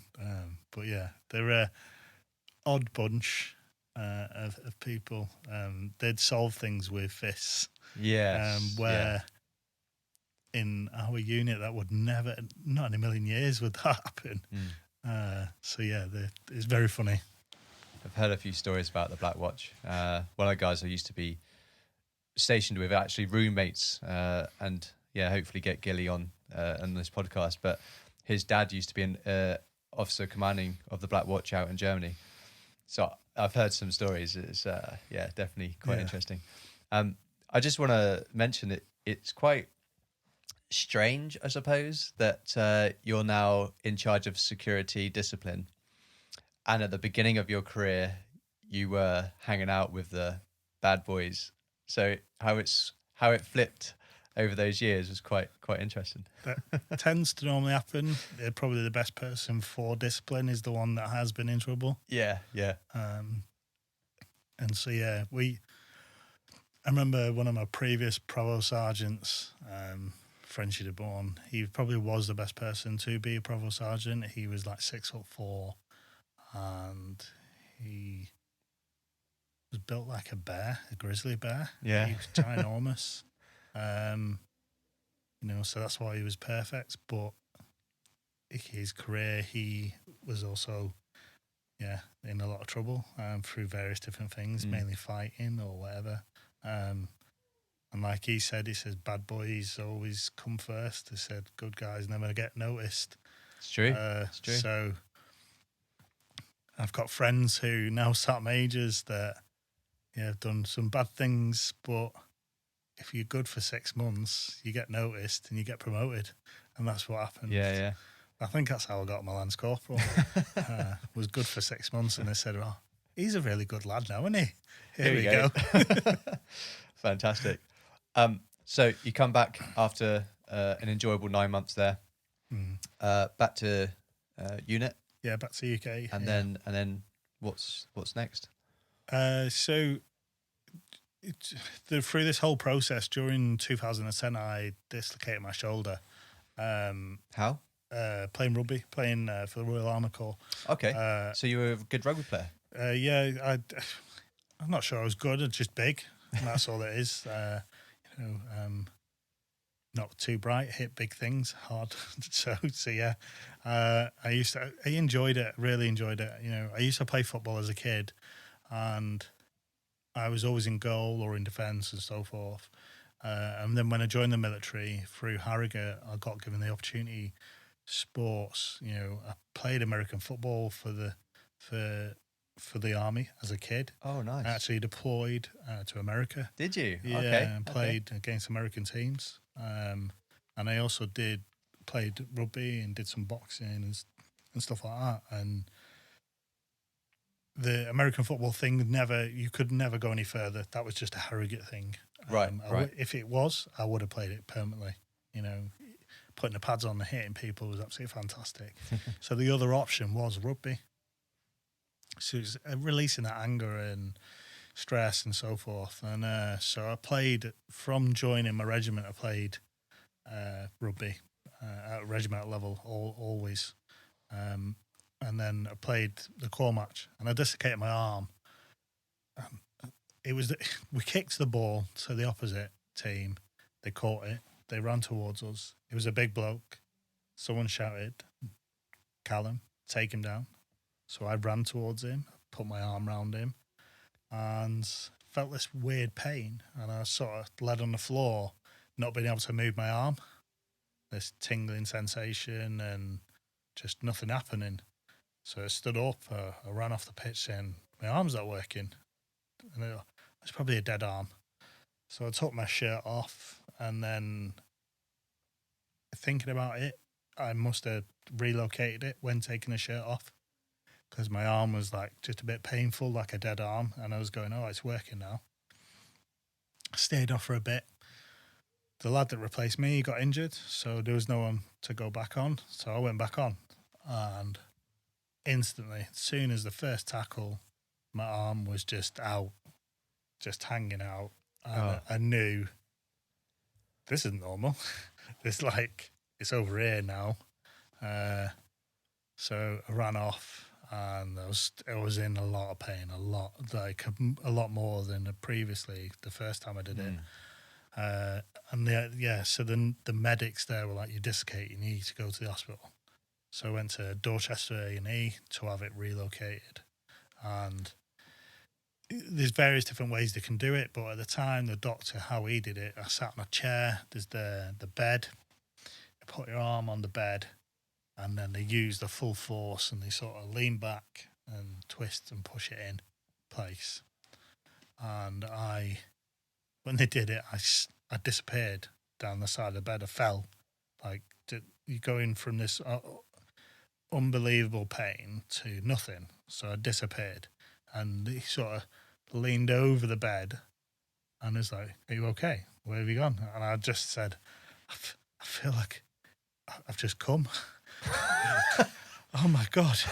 It's like I said, it's just immense pain to nothing. You're just like this unbelievable release and relief. And I was just like, oh my God. Oh my God. And he's just like, never heard that one. I didn't even know you were going to say that. So I was like, oh wow. Oh wow. Just, it is like the best thing of your life. You're like, oh no more pain. You think I've just been in pain for an hour to get to the hospital and waiting like an hour of just like, oh my God. Yeah. And then there's nothing. So yeah, I was like, oh, that's it. That's tickled me. So yeah, after that point, I dislocated my arm 2-3 times a day. I remember dislocating it the very next day, and all I did was my coveralls, so my tank coveralls, obviously the full length of me, 6'2". Didn't want the perfectly ironed. Didn't want them touching the floor, so I had them on a coat hanger and I was holding them above my head so they weren't touching the floor. And the weight of that is nothing, next to nothing. A set of coveralls, and my arm just dislocated, and I had to go to Salisbury A&E to have it relocated again. And was that as much pain, or was that slightly less pain? Still a lot of pain. A lot of pain, yeah. And it'd be in bed, I'd roll over, my arm would dislocate. Oh. I was teaching, I'd say, right, guys, over there, point in a direction, and my arm would dislocate. And I had an operation to stabilise it. I was in a lot of pain afterwards, and it didn't go right. They had to do another one. And this just kept happening the whole time, all the way up to, deploying to Canada. I was still going on exercises. I was still doing everything. I was still training. I didn't think there was anything wrong with me. I just thought my arm would dislocate. And so I was seeing it during this whole period. I was still seeing physios and doctors. I didn't need any medication because as soon as it relocated, it's not hurting anymore. Okay. It's just that point, it's out. But I could it got to the point where I normally relocate myself. Really? Yeah, because it happened so much. Is it like the movies? You just knock it against the wall? It's not Mel Gibson. No. Oh my God. Jesus, no, it's not. How would you relocate it yourself? So I'd pull my arm down, and then you could either lift it up. It's quite hard to explain. I could feel what was happening inside my shoulder joint. Because it happens so often. Yeah, and I could feel where it is. And sometimes you'd put it in and it'd say it hasn't fully got in. It's like subluxed, as they say, so it's partially in, partially out. Okay. And you normally need to get someone to just jolt your hand. So they grab your arm and just go, quick whip, and it'd go in and say, oh, happy days, thank you. Lay down and sort of rotate it around, and I'd say, yeah, it'd go in. So yeah, I was quite used to it. I'd had God knows how many operations now. So after Canada, 2014, I'd dislocated my shoulder on exercise in Canada. I had to have another operation. It was, they said, that's it, you need another one. Your arm is knackered. It's really knackered. I'm guessing each time it does dislocate, it's doing more damage again. Yeah, you normally, it takes away bits of bone and stuff like that. It's hard to explain. There's a bone and then your humerus that connects into the shoulder. It's a floating joint where your hips is sat in a socket. Yeah. Where this hasn't got anything to sit on. So when it'd dislocate, it'd slip and it'd break away a bit of the bone, and then the cartilage is damaged. And the cartilage it's completely ruined. It's no longer there. I have just nothing there for me anymore. But you've also got your nerves from your C5 spine down to your hand, so your brachial plexus. It's your tree root nerve. It's, the 5 nerves that supply blood flow and sensitivity and stuff like that, and the muscles to your hand, your arm, your forearm, your bicep. So yeah, it damaged all those over a period of time, to the point that it tore my brachial plexus later on in the future, and I had to have surgery on brachial plexus to try and recover it. Loads of injections, but I was still trying to be normal. I was still trying to be a soldier, like I was previously, with being sick all the time and recovering from my stomach. My stomach lining being removed and operations there. You just, because in the military there is no in between. If you're sick, you're seen as weak, and if you're not serving. So, as I said, even though all this was happening, I could dislocate and bit my arm and be in an absolute immense pain, and nobody would care. They'd just care if I could get the job done. So I'd relocate it and then carry on with the exercise, which you think about it is ridiculous. It's disgusting. In no normal job would that ever happen. They'd be terrified. They'd be worried about you, making sure to have the time off, please. Do not come back to work. But no, you have to just keep on fighting. So yeah, I had the surgery on my arm. My arm was in a sling. I had to be in a sling for 6 weeks. You're not supposed to go into work, but as the military is, have you got 2 legs? Can you walk? You can work then, can't you? But you got to take really strong medication when you have the surgery, because you think you've just now had more pins put into your shoulder. You are in a lot of pain. So they did pin it in that one. So I've had previously I had staples and pins and so forth. So yeah, this one they pinned. And yeah, naturally, luckily, it was over the Christmas period, so I did get some time off anyway. Okay. I did have to go to work, and then I had Christmas leave. I returned back to work in 2015 to carry on my rehab program to get stronger again and get back to normal, as if I was going to deploy an exercise and go back to the squadron and so forth. And during the rehab program, I used a Smith machine, which is a leg press machine, that was broken. It was damaged. I didn't know it was damaged. I didn't know it was broken.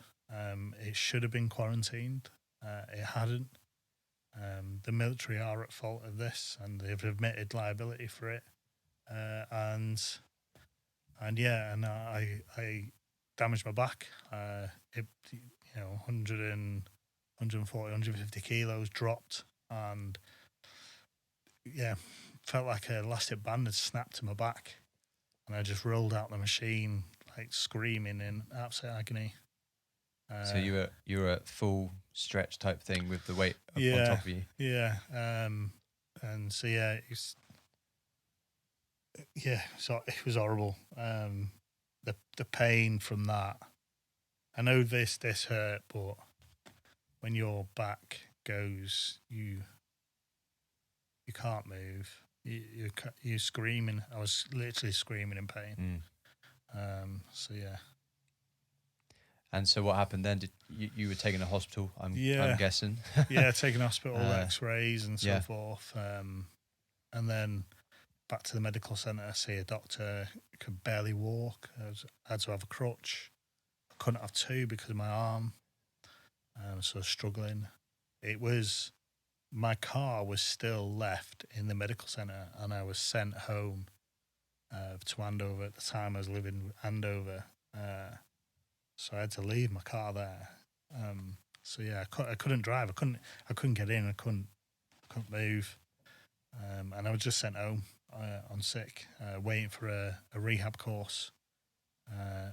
And then, do you know what damage you did to your back? Yeah, so my L4, L5, L5 S1 ruptured the discs, and a chip on the L5 S1, and there's a bulge on the disc touching the nerve or something on the right hand side L5 S1. So it affects, so where the nerves come out of the discs, doesn't affect the upper part of my leg whatsoever. Even though the bulge is on the right hand side, it doesn't affect anything to do my right hand side or any pain or anything. I have sciatica pain on my left side in my butt cheek, and I can't. It's not that I can't feel. It's like when you sit on your leg for a long period of time, and you have that numbness, that tingling, the spider sensation, and it's like a dull ache. That's what I feel permanently on my left leg from my knee down to my foot. Yeah. And that's it. And every so often I have as they say, it's a flare up. And it's where all the muscles or something tighten up and trying to protect your back, and it causes it to spasm. And to me, it's just excruciating pain that I can't physically move, and I'm screaming in pain. Mm-hmm. So yeah, to me, it's just nothing else other than that. Okay.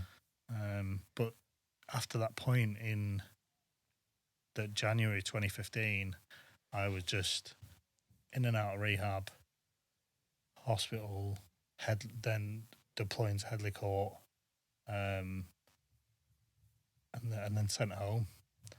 And I had to have more operations and nerve surgery on my arm. August 2015, I got married. Okay. Yeah, nice. To Becky. I couldn't walk properly. 3 days after the wedding, I wasn't allowed on a honeymoon because I had to go to Headley Court. Another course, yeah. Yeah, I had to stay at Headley for a while, for 6 weeks for my arm and back. So yeah, it was, if anything, that point in my life has like started to massively decline mental health wise. Okay. Because you were feeling like you couldn't get back to being a soldier because you had that mindset of, I need to get back to being a soldier. Yeah. Trying to essentially put your head in the sand with your arm. It's more my back. I couldn't move. Yeah, your back's now. Yeah, I couldn't move at the time. I couldn't do anything. The army mentality, ground floor flat, we said we're going to get. We arrived to sign for it, and it was the first floor, and they turned around and said that you either sign for it or you got nowhere to live. We got rid of our place in Andover. We had all our stuff was now in a moving van. And I said, are you serious? I can't do stairs. I can't at the moment. They don't care. And when I'd got signed off after more surgery, I'm stuck in a first floor flat at home on my own, not being able to do anything. Was just horrendous. Yeah. But thankfully, somewhere down the line after occupational health come to visit us, they said about, it's weird, I knew about Tidworth House, but it used to be an officer's mess to me. I didn't know Health Heroes owned it. Okay. They said, Health Heroes, Tidworth House is available. You do realise you can go. I said, I don't warrant being here because there's lads that have lost their legs, lost their arms, lost, loads of serious injuries from operations. Why should I be here? So it took a while for me to sort of accept and decide to go, which was a weird thing. So yeah. But when you got there? Yeah, when I got there, it was amazing. It was fantastic. All the sports I'd lost. They have a recovery program where they trialed many, many different things, many different sports. At that point, my arm was still working. I could do archery normally. Really? Yeah. Okay. My arm was so you still got working. strength back in your arm? Yeah.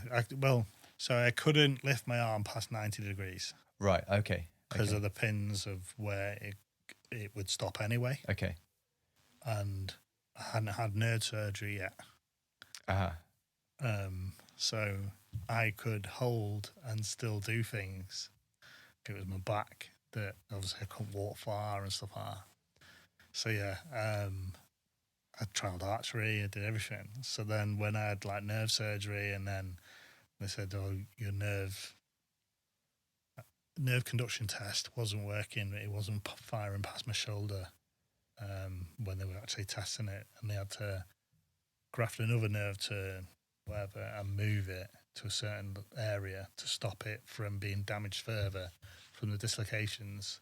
Because the worst case is you sever your brachial plexus, and that's when your muscles die off, and it's a limb, just a dead limb. So that's what they didn't want to happen. Didn't help my situation because it just caused issues. I understand where they're coming from. You know, a dead limb or a semi-working limb is better than a dead limb, I suppose. So yeah, I understand their thinking. So yeah, trialed all these amazing sports. I did various different things, to skiing, to archery, to segwaying, to dog sledding. Or is it sledding? I don't think it's called sledding. It's the way you're racing with the dogs. I can't think of the name because it's not a sled, is it? We'll say sledding, dog sledding. Should we go with that? Yeah. I think everybody pictures it. Yeah. But no sledding action. Is it on wheels? Yeah, on Yeah, wheels. it's on wheels, isn't it? Yeah. Dog racing? Yeah, dog racing with big Malamutes. Yeah, so bookbinding, level 2, sitting gills, fully qualified bookbinder now. Oh, nice. Because of it. Had plenty of time on my hands. Yeah. I used to, so from that point of 2015, it was go to Harrogate Court, you do your 6-week program, you'd be then sent home. So I'd book myself on courses to keep myself busy so I wasn't stuck at home, because that was probably the worst thing. So yeah, even if I booked a course and they said the course is full, I'd turn up. I used to turn up on a Monday, and there was always someone that never turned up. Just army courses? No, this was Tidworth House. Tidworth House Courses, yeah. And there was always someone that would never turn up. And I'd say, well, I'm here. Yeah. And they'd put me straight on it. So I did absolutely everything. Nice. I was still serving, so I took every opportunity I could to learn as much as I could, doing various different things. I think I had the nerve surgery on my arm. I had to have another stabilisation later on, and thinking my arm's getting worse to the point that it's no longer working properly. What am I going to do in the future? I'm losing my job. I can't walk far. My back's really absolutely killing me. It was quite daunting, if anything. I think the hardest thing was going from one, not being able to look after my daughter properly. I suppose it is looking after my daughter properly. It's just trying to accept the new. And also my wife being this loving, caring woman, and being a partnership, a couple, to now my wife being a carer to a certain extent, making sure that I take my medication, because I'd forget all the time, because he was taking such strong medication because I was in so much pain, to having to help me to rotate in bed because I could do my top half, but for some reason I couldn't rotate my legs because of my lower part of my spine. Yeah. So she'd have to hold my hips and my knees together and rotate me as well, and then helping me up, so rotate me up, to then having to help me sit up you think, I can't use my arm anymore to pull myself up. And I was getting so much pressure through my left arm that I'm now having pains and niggles in there, which the doctor said they're worried about. I need to look after it and try and not overuse it, because potentially by the time you're 50, 60 years old, your right arm doesn't function and your left arm will have severe arthritis and pain, and you're going to need a lot of care. You're going to need, you've got the use of two arms that aren't working. You're going to have to be looked after. So, yeah. Yeah. So beyond 2015, do you start to be looking at medical discharge, or what does it look like with your career at that point? It was end of 2015, I had the nerve surgery. So initially I wasn't being told I was getting medically discharged. Okay. And I was always pushing for return back to work program. Okay. Yeah. So even though I was going to Headley and I was being asked, what do you see out this? I'm getting back to normal. I'm fighting. I'm trying. So yeah, I wanted to return back to work. Okay. It wasn't until like end of 2016 they said, this isn't happening. You're going to be medically discharged. That's it. You've got no choice. Here's a weapon. Hold this. Oh, so you'd gone back to camp to try and do that return to work? Have you? No, you hadn't done that? no. Right. No. Okay. It was the occupational health. It was the got it. Would come visit me and then say, here's a weapon. Can you even hold this? Okay. No. So that was the main reason, I think, was that on my back. I think your test to even remain as, I think it was P3, was to be able to walk 3.2k, which I couldn't do, and be able to shoot, be able to carry out ranges, because I'm not combat support, I'm combat. So regardless of whatever position, if you work in a quartermaster's or motor transport troop or, or as a main battle tank, you need to be able to do the same. So yeah, I couldn't do any of that. Okay. So when occupational health tells you this, I'm guessing that hits you again. Yeah. I said to her, who the hell are you? Did you? Yeah. This is at your home? Yeah. Yeah. But no, it was at Tidworth House. Oh, so it was at Tidworth, okay. Yeah, I was sat in there waiting to see if I could get myself on a course. Ah, okay. I was sat in the cafe. Who the hell are you? Who do you think you are? Piss off. Yeah. Yeah.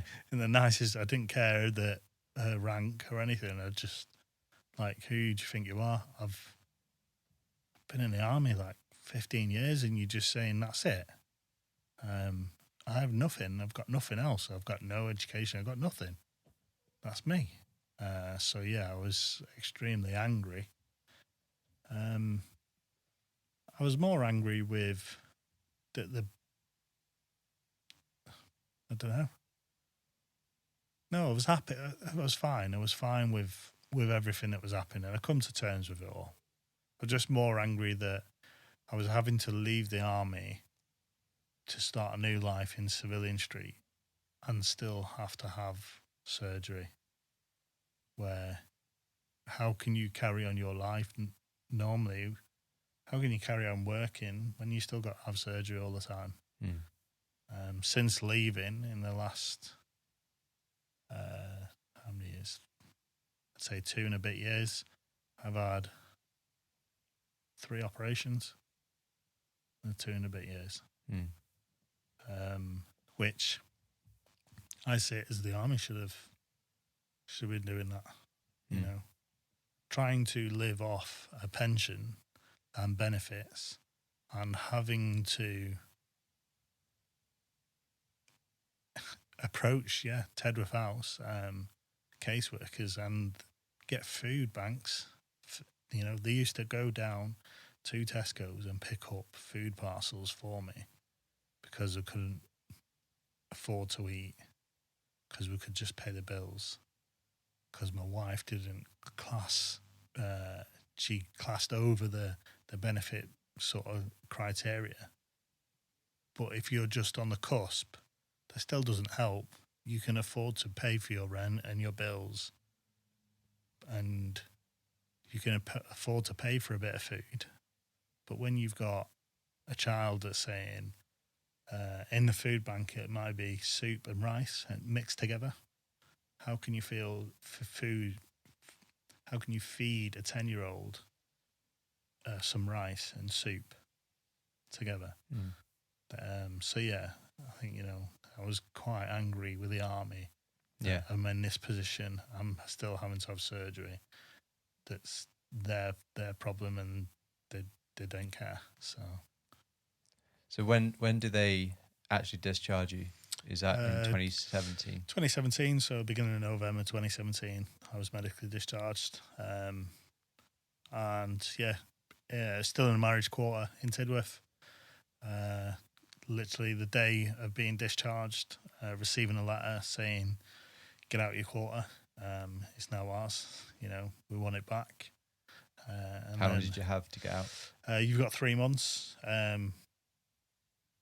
They say straight away, you can have, we want it back as soon as possible, really. And they send you warnings and notices. And then they also say, last resort is we get a bailiff. So after 90 days, the bailiffs can come round, evict you. Then with the bailiff letter, you go down to the council and say to them, "I've been evicted at my military quarter." Then they can house you in what it is not an actual house. It could be this shared home thing, so on a cot bed in Andover. I could be there for 6 months before they actually even house me. My stuff would have been at the house, so I'd have to pay for someone to pick it up to then have it stored, which I'm not working. I don't have any money now. But that's how the system is. Very broken and not like it in a way that it protects and looks after the guys. So what happened to you? Did you manage to find a location to stay at? So we obviously when we left it, it's quite strange because I was going to Tidworth House all the time permanently, quite often because, like I said, it was around the corner from my house. Yeah. So I was in contact with the charity. The difference is when you're serving, you've got this ability. You're on this bubble umbrella protected with serving. So you're entitled to all these courses, and they're paid for by the MOD and all this sort of stuff. Yeah. But the day you are discharged, you have to start the process and join again. So I had to join Health Heroes. Okay. And start the whole process. And so it took like 6 weeks to even get a caseworker. Right. So I thought, oh, I'm already with H4H. They'd be able to help me. I can just go in tomorrow. I've left. I'll just go in tomorrow and they'll help me. That's not the case. So I had to ring every charity. I rang everyone that was going to help me, because my mental health wasn't the best. I was probably at my lowest. I'm not angry that I left. I was more angry that I'm now still awaiting surgery. How am I going to pay to get to London to have the surgery? Becky doesn't drive. I was having to catch train, telling them in London that, I have someone that's going to look after me, get a train and a tube there and back, because they wouldn't allow me to leave. And I was like, what do you want me to do? I haven't got the money. I can't pay for a taxi. There's nothing available. I live on the limits of what the ambulance service provide, the home to transport, which is 50 miles. That's it. This is ridiculous. I rang everyone, and SAFA, I got to speak to this amazing guy, this ex-colonel, retired colonel, who runs the Hampshire SAFA organisation, and he just lost his shit. He went mental. I didn't even get to say things. He just at started the system. He the went mental at the system. system. Yeah, he just went nuts, and he marched down to every estate agents in Andover. He got them to print out every single house that's available for rent. He did absolutely everything, and he come back and he says, choose a house. And we just looked at pictures and we said, this one. And he went back down, he rang RBL, and their system is that you approach the council. But SAF went back and said, well, the council are saying no. But in their legislation, it is you need to approach the council. The council will do it. And he says, well, he could be put in this shared accommodation for 6 months, on a cot bed before they even house him. And they said, but that's our legislation. Help for Heroes still waiting for a caseworker. They won't do anything. They won't provide money for it because that's not their system. And Safford, as you can see, he was quite angry. He was extremely angry. So Army Benevolent Fund, he did everything he could. And he just come back and just said, right, you can move into, in 2 weeks' time, you're moving into this house. Are you happy? And I was like, what the hell? You showed me. I said, oh, we like that one. And then you've gone and sorted it. He did it instantly. So, yeah, we moved into a place of our own, a rented property, that we could afford with my wife's wage and my pension. So, yeah, it was Safford that unbelievably just jumped through every hoop and disagreed with what people were saying. They were absolutely fantastic. That gave you a bit of stability back. Yeah. I approached. So I went to the NHS and I said, right, this is what I'm receiving in the military. I was getting mental health treatment. They said, oh, we need to wait for your medical records. That took a long time. To the point that for some strange reason, the Army didn't believe who I was. So they wouldn't send them the medical records. I wasn't getting the right medication, considering I'd already been on this medication for a long period of time. So I even approached Combat Stress. Combat Stress said they wouldn't touch me because I was in a period of transitioning and leaving. So then going to TILS, so the Transition Intervention Liaison Services, was set up by the NHS. This was because Combat Stress were believed that they weren't doing the right job and the funding was removed. You may have seen it in the press. And then it was given to the NHS. And it's an excellent service. I've seen an amazing psychiatrist. And rather than me approaching the charities, she said, right, this is what you need. And she approached the relevant charities and they just put it in place. That was it. I had mental health treatment that was now being supplied for me that was around the corner from my house. I had all the support and everything in place, all because of what TILS did and what SAFA did. And I was still waiting for Help for Heroes to sort of come together and say, okay, we'll help you. So, okay, sounds like difficult, challenging transition out of the military back to civilian life, and that was the end of 2017. That wasn't it? Yeah, end of 2017. Yeah. Okay. So you mentioned a little bit about your mental health, and this is something that I try and bring up. I try and get us to talk about, and you've also mentioned that you're getting support with that. How far back does that go? Does that go back to some of your military times, tours away, or is it mainly about your kind of mental state with your injuries? Is that really what you're getting the help with? Yes. So I get anxiety and depression. They're the main reasons. Okay. Yeah. I get mental health support. There has been cases where they've said that you may suffer from PTSD like, I don't believe I do. You know, I think if I played the mortar alarm to any individual that ever served on operations and they didn't feel anxious or make their hairs stand on edge, but as a doctor, they say that is causing you to be anxious, and that's what post-traumatic stress is.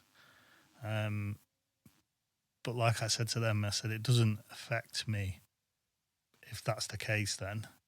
So I don't understand where they were coming from. I said I'm here for depression and anxiety. I'm anxious in large crowded spaces because someone touching or bumping into my arm hurts extremely. I get extremely anxious. I won't go to the pub anymore. I won't go to the pub because if I go to a place and there's no seating, I need to sit down. My back, I can't stand up for a long period of time. Yeah. A long period of time to me is like 3, 4, 5 minutes. I start getting anxious looking for a seat, and then you're asking someone saying, please, can I sit down because, I'm hurting. And then someone's like, sure, mate, go away. Or, so I don't do any of that anymore. So, yeah, mental health wise, it's predominantly for me is the anxiety, depression. It's pain. For me, it's pain. I'm in a lot of pain sometimes. I've had a lot of strong medication. I've tried absolutely everything. And it's only recently that I've realised, I've come to terms with that throughout all the time I've had all these different pain meds, all they ever did was made my head hazy and made me sleepy or tired or whatever at certain points. But I was still in pain. So I don't take any pain meds anymore. Okay. I'm still in pain, but my head's not hazy, just not sleepy, not tired. I may be tired in some days because I can go to sleep and I'm in that extra bit of pain and I'd have a lot less more sleep. So in the daytime, I'm a bit tired, a bit grouchy, but nothing compared to what I was when I was on medication. I do take, I don't take sleeping medication anymore because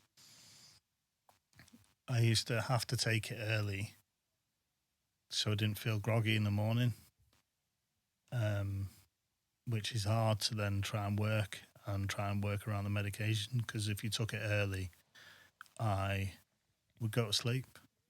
My daughter's trying to talk to me and I'm on the floor asleep in her room, or I'd fall asleep on here and then I can't get up. So I don't take them. But I do take mental health medication to control my moods because I need to. I've accepted that I can get down and I can have thoughts that I can't control. And the only logical thing from speaking what doctors say to you is the medication controls these hormonal imbalances that you have in your brain,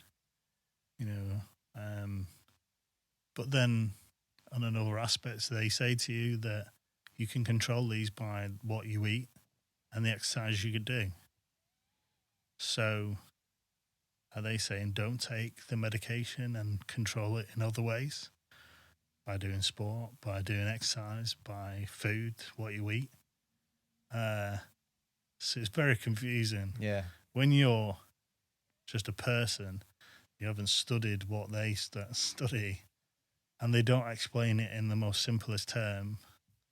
They just say, this is the best option for you, and I think this is why you should do it.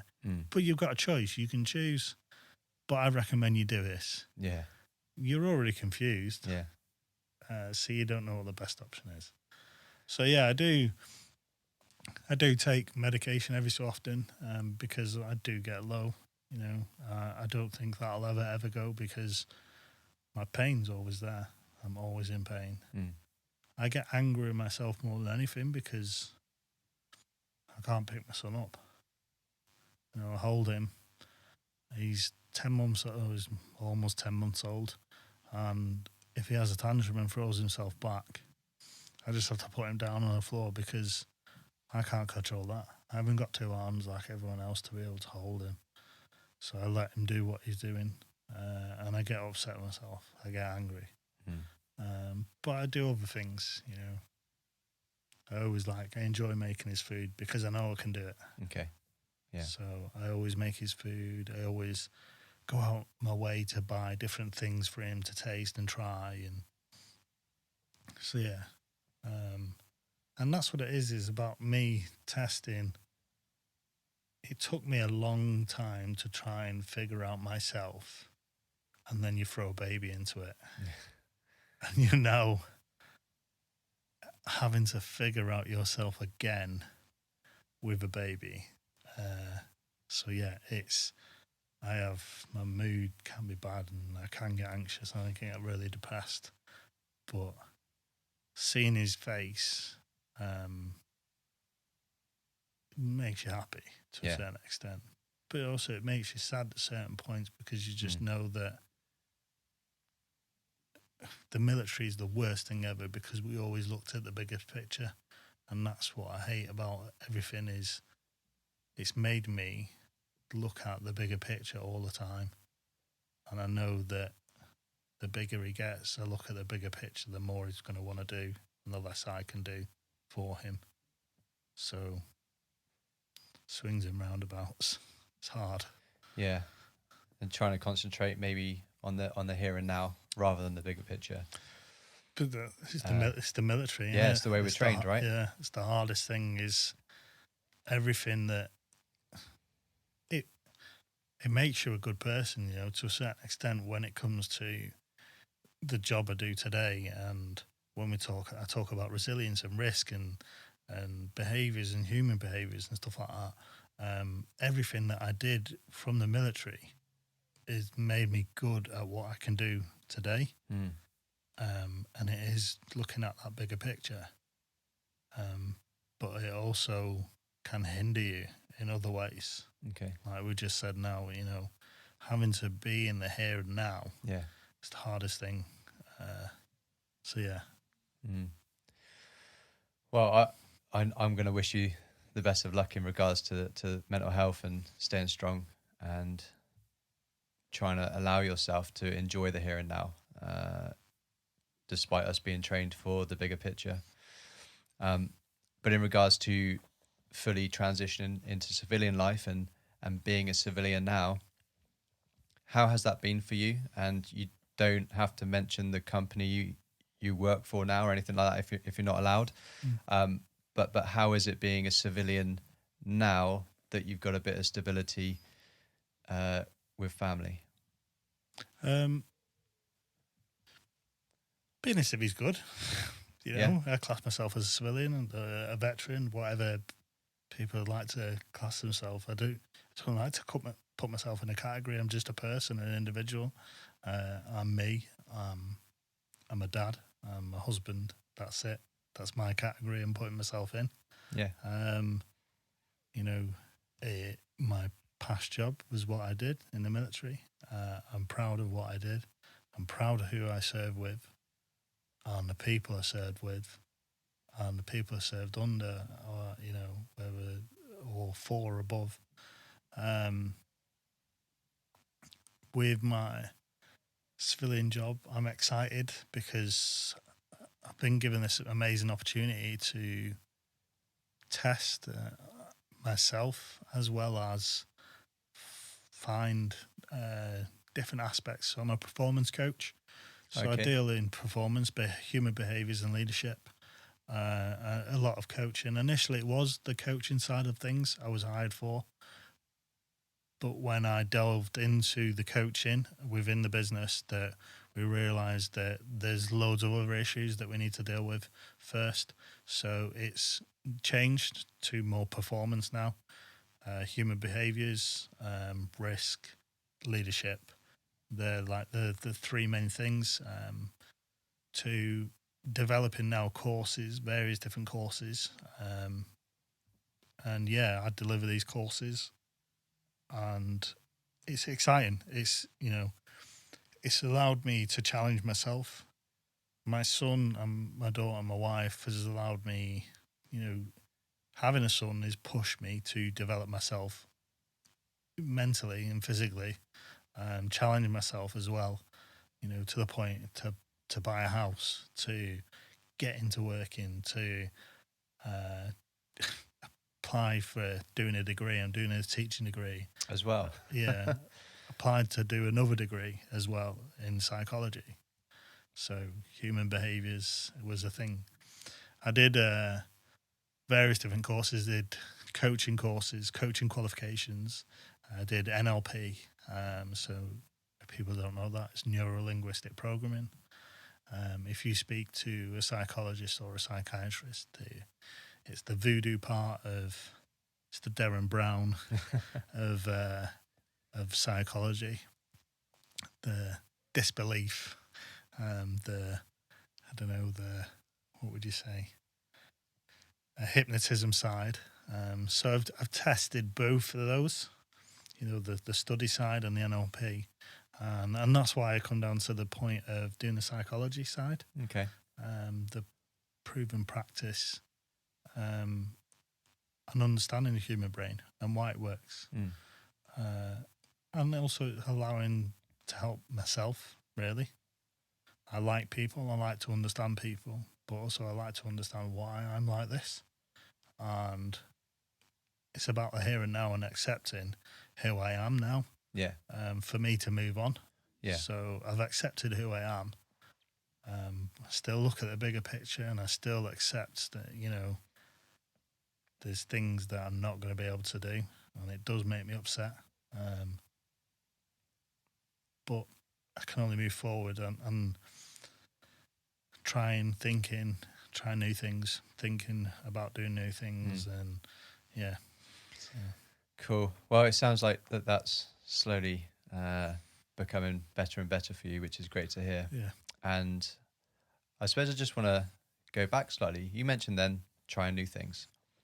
You also mentioned earlier about being at Tidworth House and trying many different sports. Did you take up any of those sports as hobbies or anything like that from what you learnt at Tidworth House? Yeah, so skiing was one of the big ones. I had this very evil but very nice lady who used to shout at me. She was a physio, army physio as well. She was a major, Phyllis, and she used to shout at me, "Stop being a big girl," when I used to get angry and upset with myself because I couldn't do it. Okay. So yeah, skiing was my getaway. Rather than saying burying the head in the sand, I'd bury my head in the snow and go away skiing and get away. Didn't go down a mountain and not think about anything else other than yourself is the most unbelievable thing ever. The scenery, it's just you. Where did you go with that? I went to Germany. I've been to Austria. Austria many a time. Yeah. Yeah, it's like the number one place. Switzerland, and went to, out of all places, Holland. It's very flat, but there's one of the biggest indoor ski resorts in Holland. So you look at Holland, it's just flat, and then there's this one place that's indoor. So yeah, in the summer at the time I think GB team were there, the German team were there. So they were all training for the Europeans Cup. Yeah. So I was there with them training, part of the Armed Forces Para Snow Sports team. So yeah, skiing's been amazing. Nice. The other sport was cycling. I've got a recumbent bike. I was always into mountain biking, so I've got a recumbent mountain bike rather than a road bike. Okay. I had a road bike and a mountain bike at the time. I used to ride to and from work from Andover on my road bike. But with a mountain bike, I see it as I can have more fun. Plus, I know if I got a road bike, when my kids want a bike, they're not going to want to go on the road. They're going to want to go off cross country. Yeah. So I'm looking at the bigger picture. Yeah. So I enjoy it more. And plus, yeah, if you see my bike, it's beast. Bit of a beast. It's absolute beast. So yeah. And then the other one is archery. Archery, I said initially, archery, I was using two hands. My arm declined and nerve damage to the point I could no longer use my right arm. I couldn't hold anything. My hand stopped working. My forearm didn't work properly. Half my my bicep tendons have been removed. So I now have like a Popeye bicep, as they say, my right arm. So it's like half bicep. Why did they do that? Is that just to help it? So no, the bicep tendon already snapped anyway through the dislocation. Okay. So they cut the other one so that the bicep would drop. Got it. Okay. So yeah, it's strange. So yeah, I did archery, and I was angry and upset that, you know, how, like I said, a loss of sports, loss of being able to be part of the team. I've lost the army. So and now I've lost my sports and I can't do rugby, you know, I can't be a part of the team. What can I do? And these amazing people at Tidworth House in the sports recovery section, the guys, you know, Big Person, Daz and Ian, I love those two people. They helped me massively. They taught me how to do archery. And what I do is on my string I have like a bit of D-loop where the arrow would attach, and then on that D-loop itself is a piece of cloth, and that cloth would then go in my mouth, and I'd use that as the pulling force rather than my fingers to pull the bow.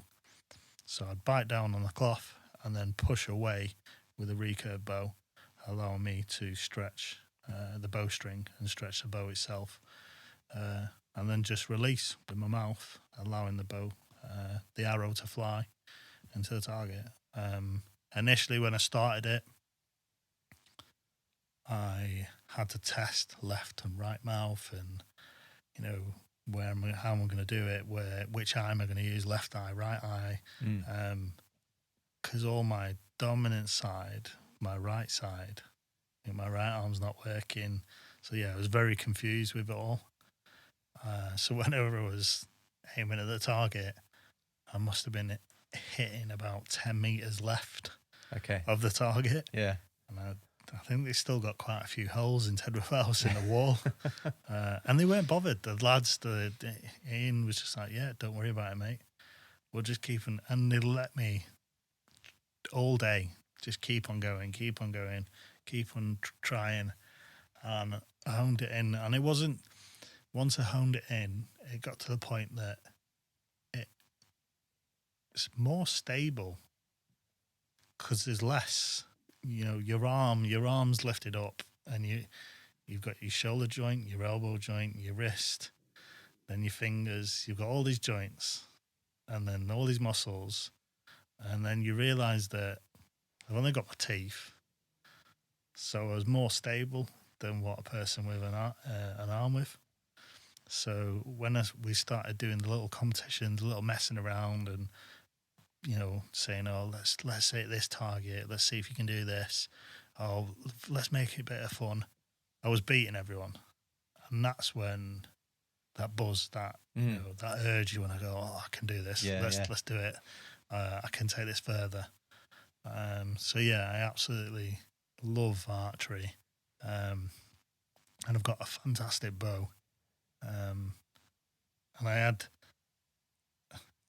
it was through doing like Invictus trials, meeting another person that shoots from the mouth, Kieran, meeting him and how he did it and watched him. And the hardest thing with Kieran is communication. Through his brain damage, he can't communicate very well. You know, so for me to try and explain what he's doing or understand or ask him a question, or for him to even explain back how he's doing it wasn't happening. So I just watch and then test. Right, he did it this way, I'll do it that way. Yeah. And that's how I learned a lot of it, And then it become fun because I could compete with him and shoot against him. Yeah. And Kieran's like, if you ever get to watch him, he's absolutely fantastic, archer. I think he's part of the GB performance team. Yeah, so he's done really well for himself. So yeah, I thought Invictus Games, I did the trials. I thought, there's no chance I'm going to make it anyway. Which one did you do? Or trial for? Trials for Toronto in 2017. Okay, yeah. And so, yeah, there was loads and loads of people all lined up, ready to shoot. People getting angry, people getting upset. I met some amazing people that were super supportive, that sort of stayed around, and I'll still stay connected with them all the time. And I shot that day, and I absolutely smashed it, really. There was, 2 coaches that were fantastic, even from the beginning, the Invictus coaches, that even to today, that I'd happily speak to all day long. Mm-hmm. They were unbelievable, and they supported me all the way through, but I smashed it on the trials. And I thought, even though I smashed it and I did fantastically, I knew that Invictus wasn't about being the best. It's not about that. It's about, as they say, it's about the recovery and who deserves it. Yeah.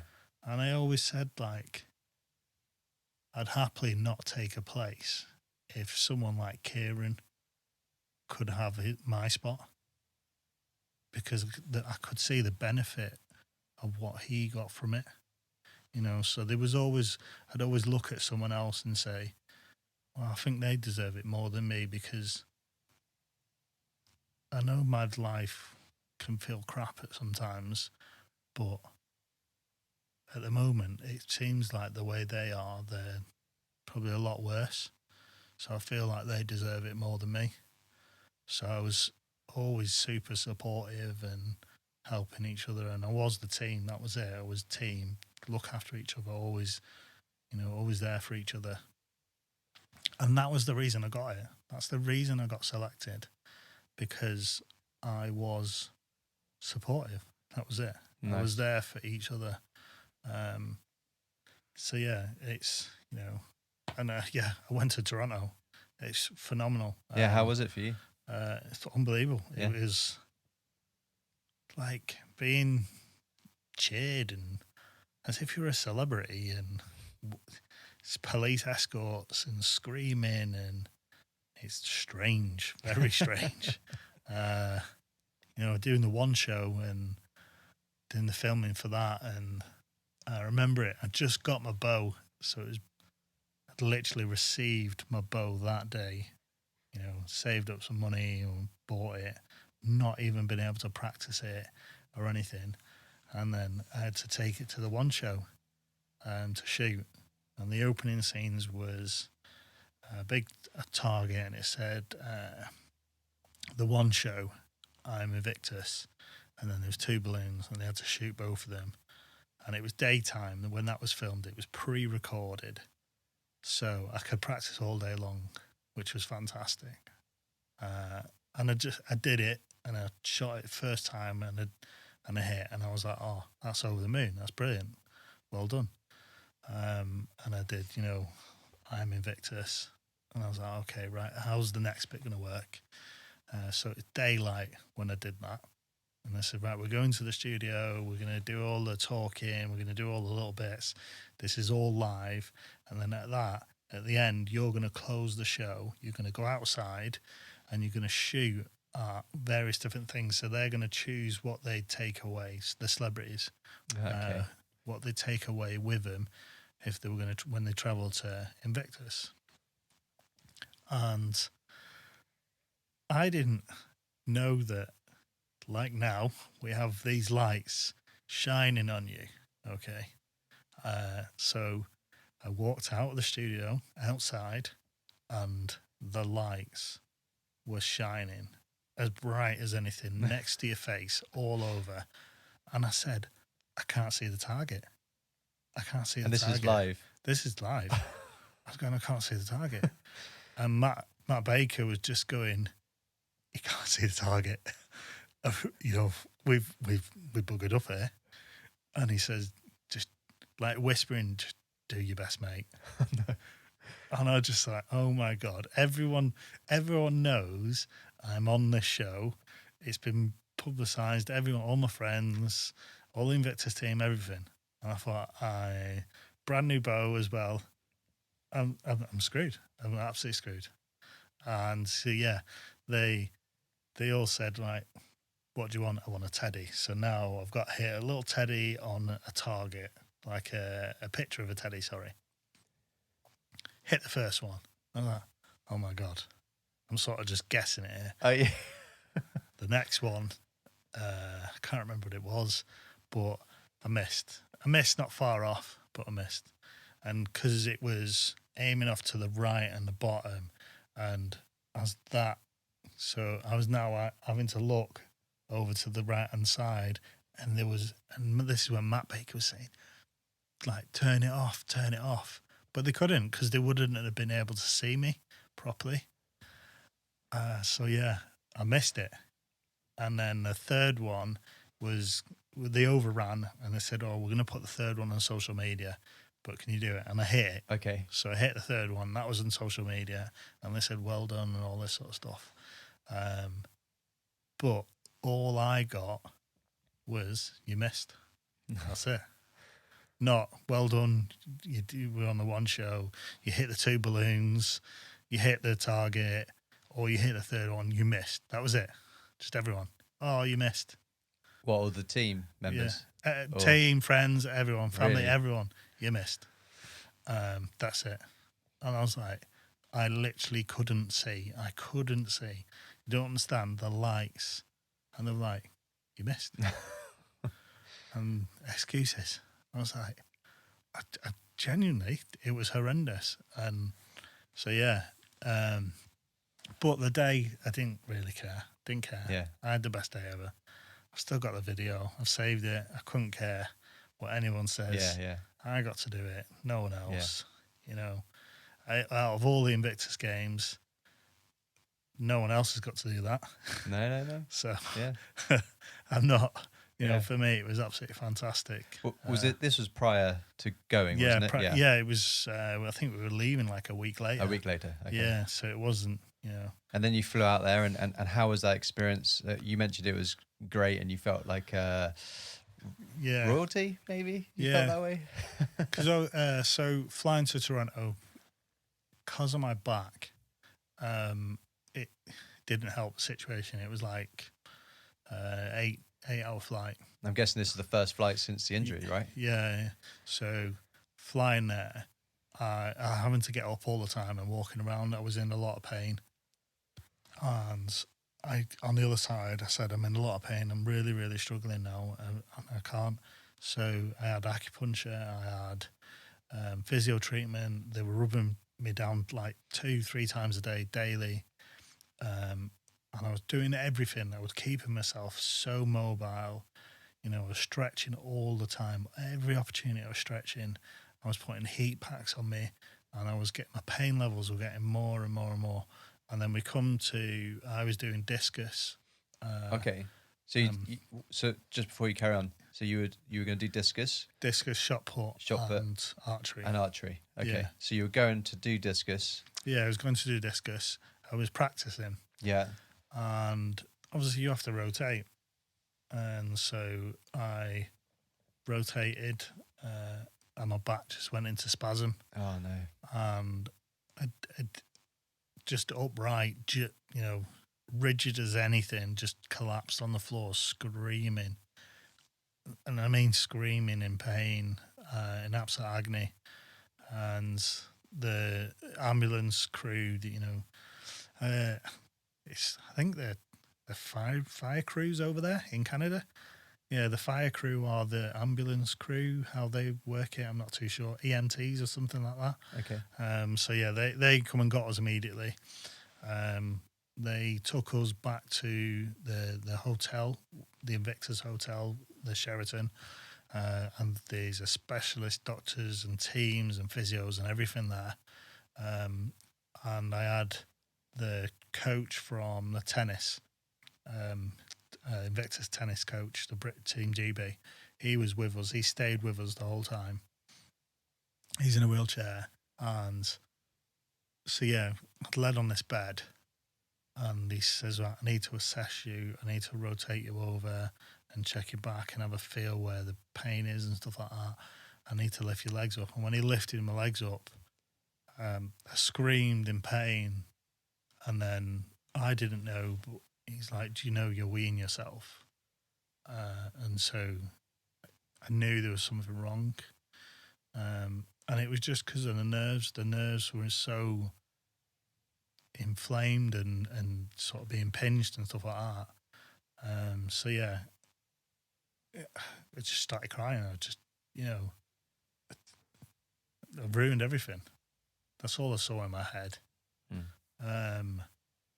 My wife's not here. My wife's off doing what Invictus are doing. They're taking the families off, doing that thing. They can't get in contact with her. I'm having to be taken to the hospital now because of how they were panicking. They were worried. So I went to hospital. I got assessed there.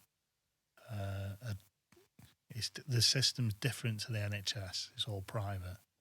And this surgeon come in after these x-rays and scans and went, right, we can operate now, and we can drill these little grommets in so we can widen up the gaps between your vertebrae to allow the nerves to have place.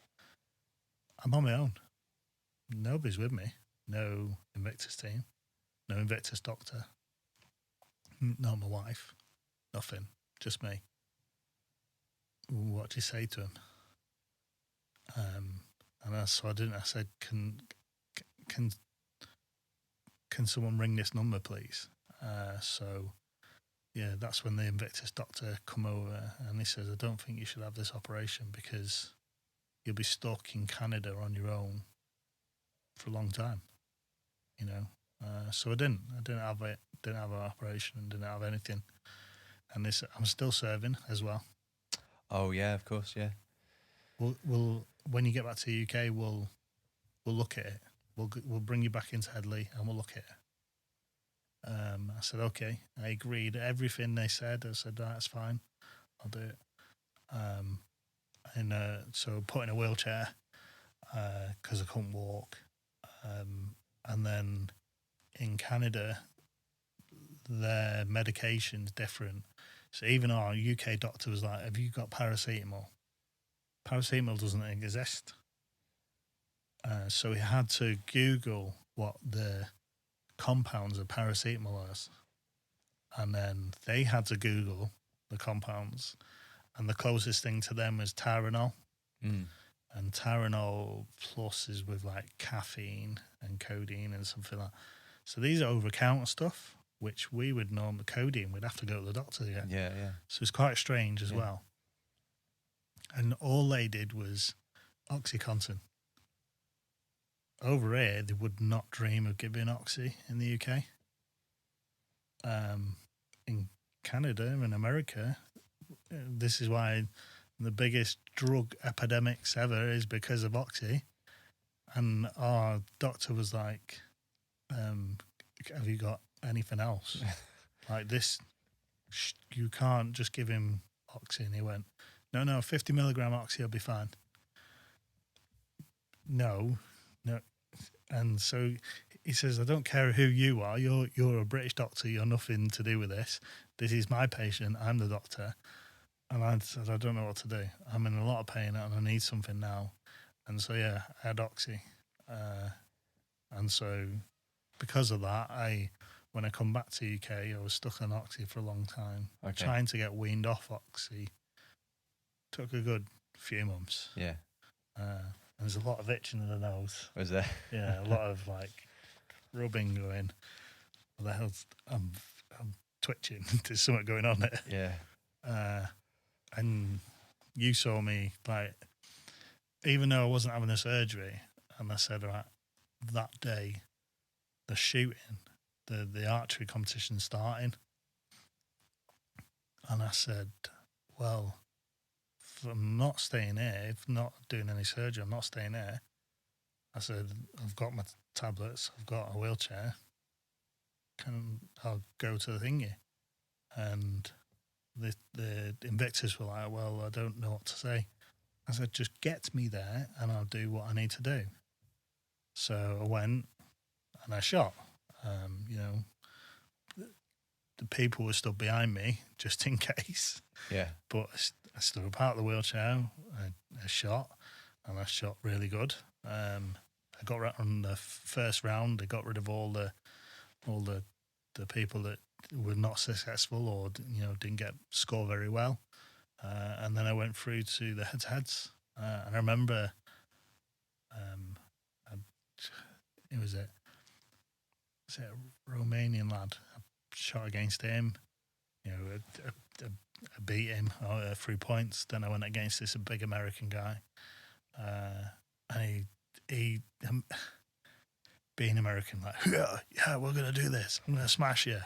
And I'm like, mate, carry on. I'm going to beat you with my mouth. And I did. I absolutely, annihilated in points-wise. So I was over the moon.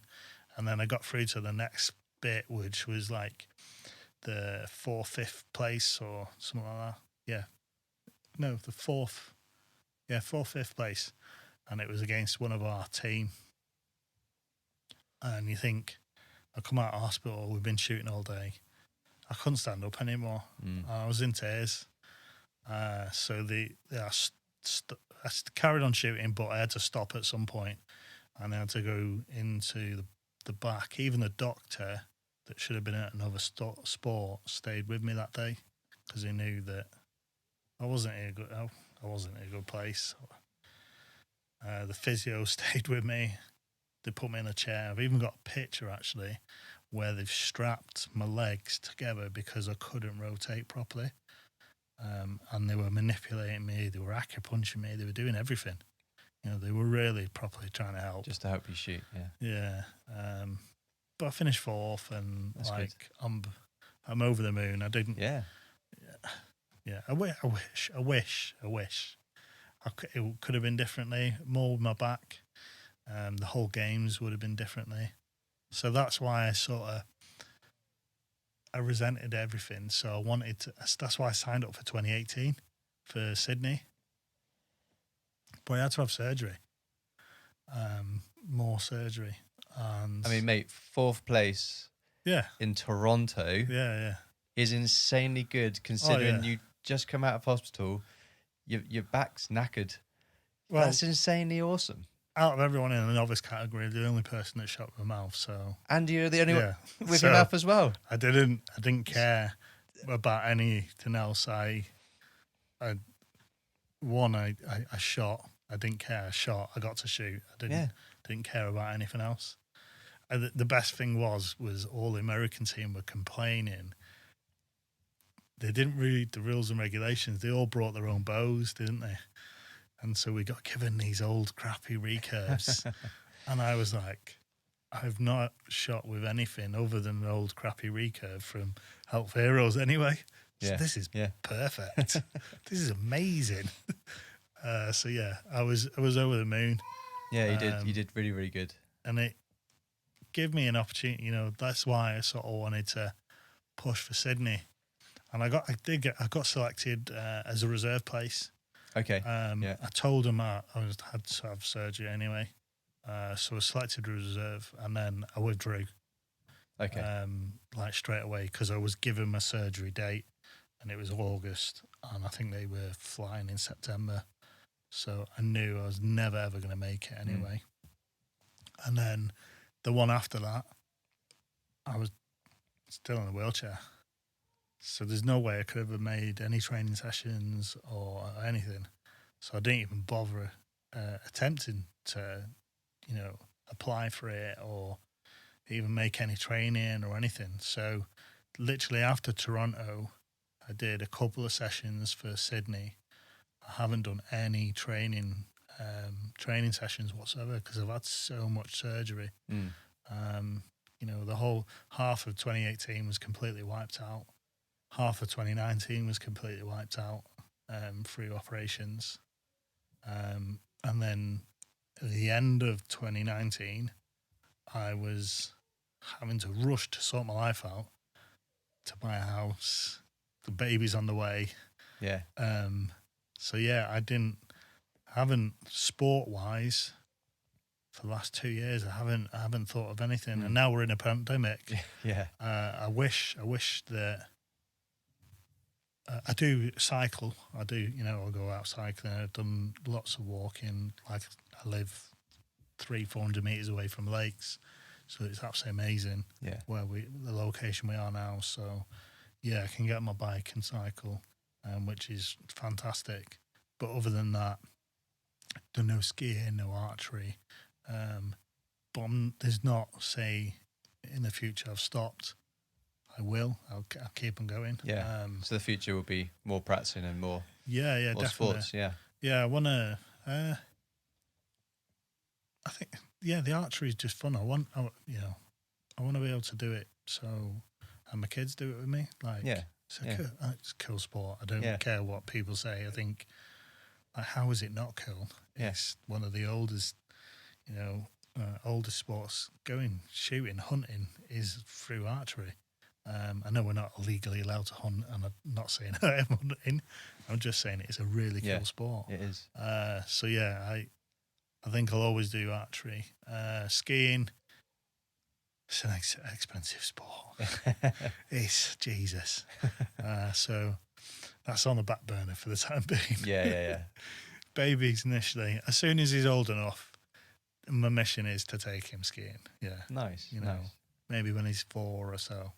But at the moment, it's definitely not. Nice. I think all the slopes are closed anyway because of the pandemic.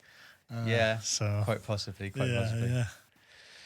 So, mate, that's awesome. You've shared an awful lot there. I suppose in this area of the podcast, just giving you the opportunity to maybe give advice for people that might potentially be joining the military. Would you have any advice for them about doing that? So I've been asked this previously through family members or family members of friends and stuff like that. If you're going to join the military or the armed forces as a whole, what would you join? At present, I don't know much about the Navy, but I'd say the Navy, the main reason is because they still deploy on various different operations all over the world, and they go everywhere. So being able to see the world, the Navy all the way, if you was going to and I've got nothing against it, if you was going to join the Army, I'd say join something that's you're going to get a career from. So something like the REME, the Royal Electrical Mechanical Engineering side, or even the engineers, something that you're going to get some form of education from. So when you can leave, because what the military is really bad at is giving the likes of the Armoured Corps or even the infantry qualifications, educational qualifications that they can leave the forces and transition into civilian street with decent qualifications. That's but Navy, if anything, just because the best thing about my military career was I got to see some of the best things in the world.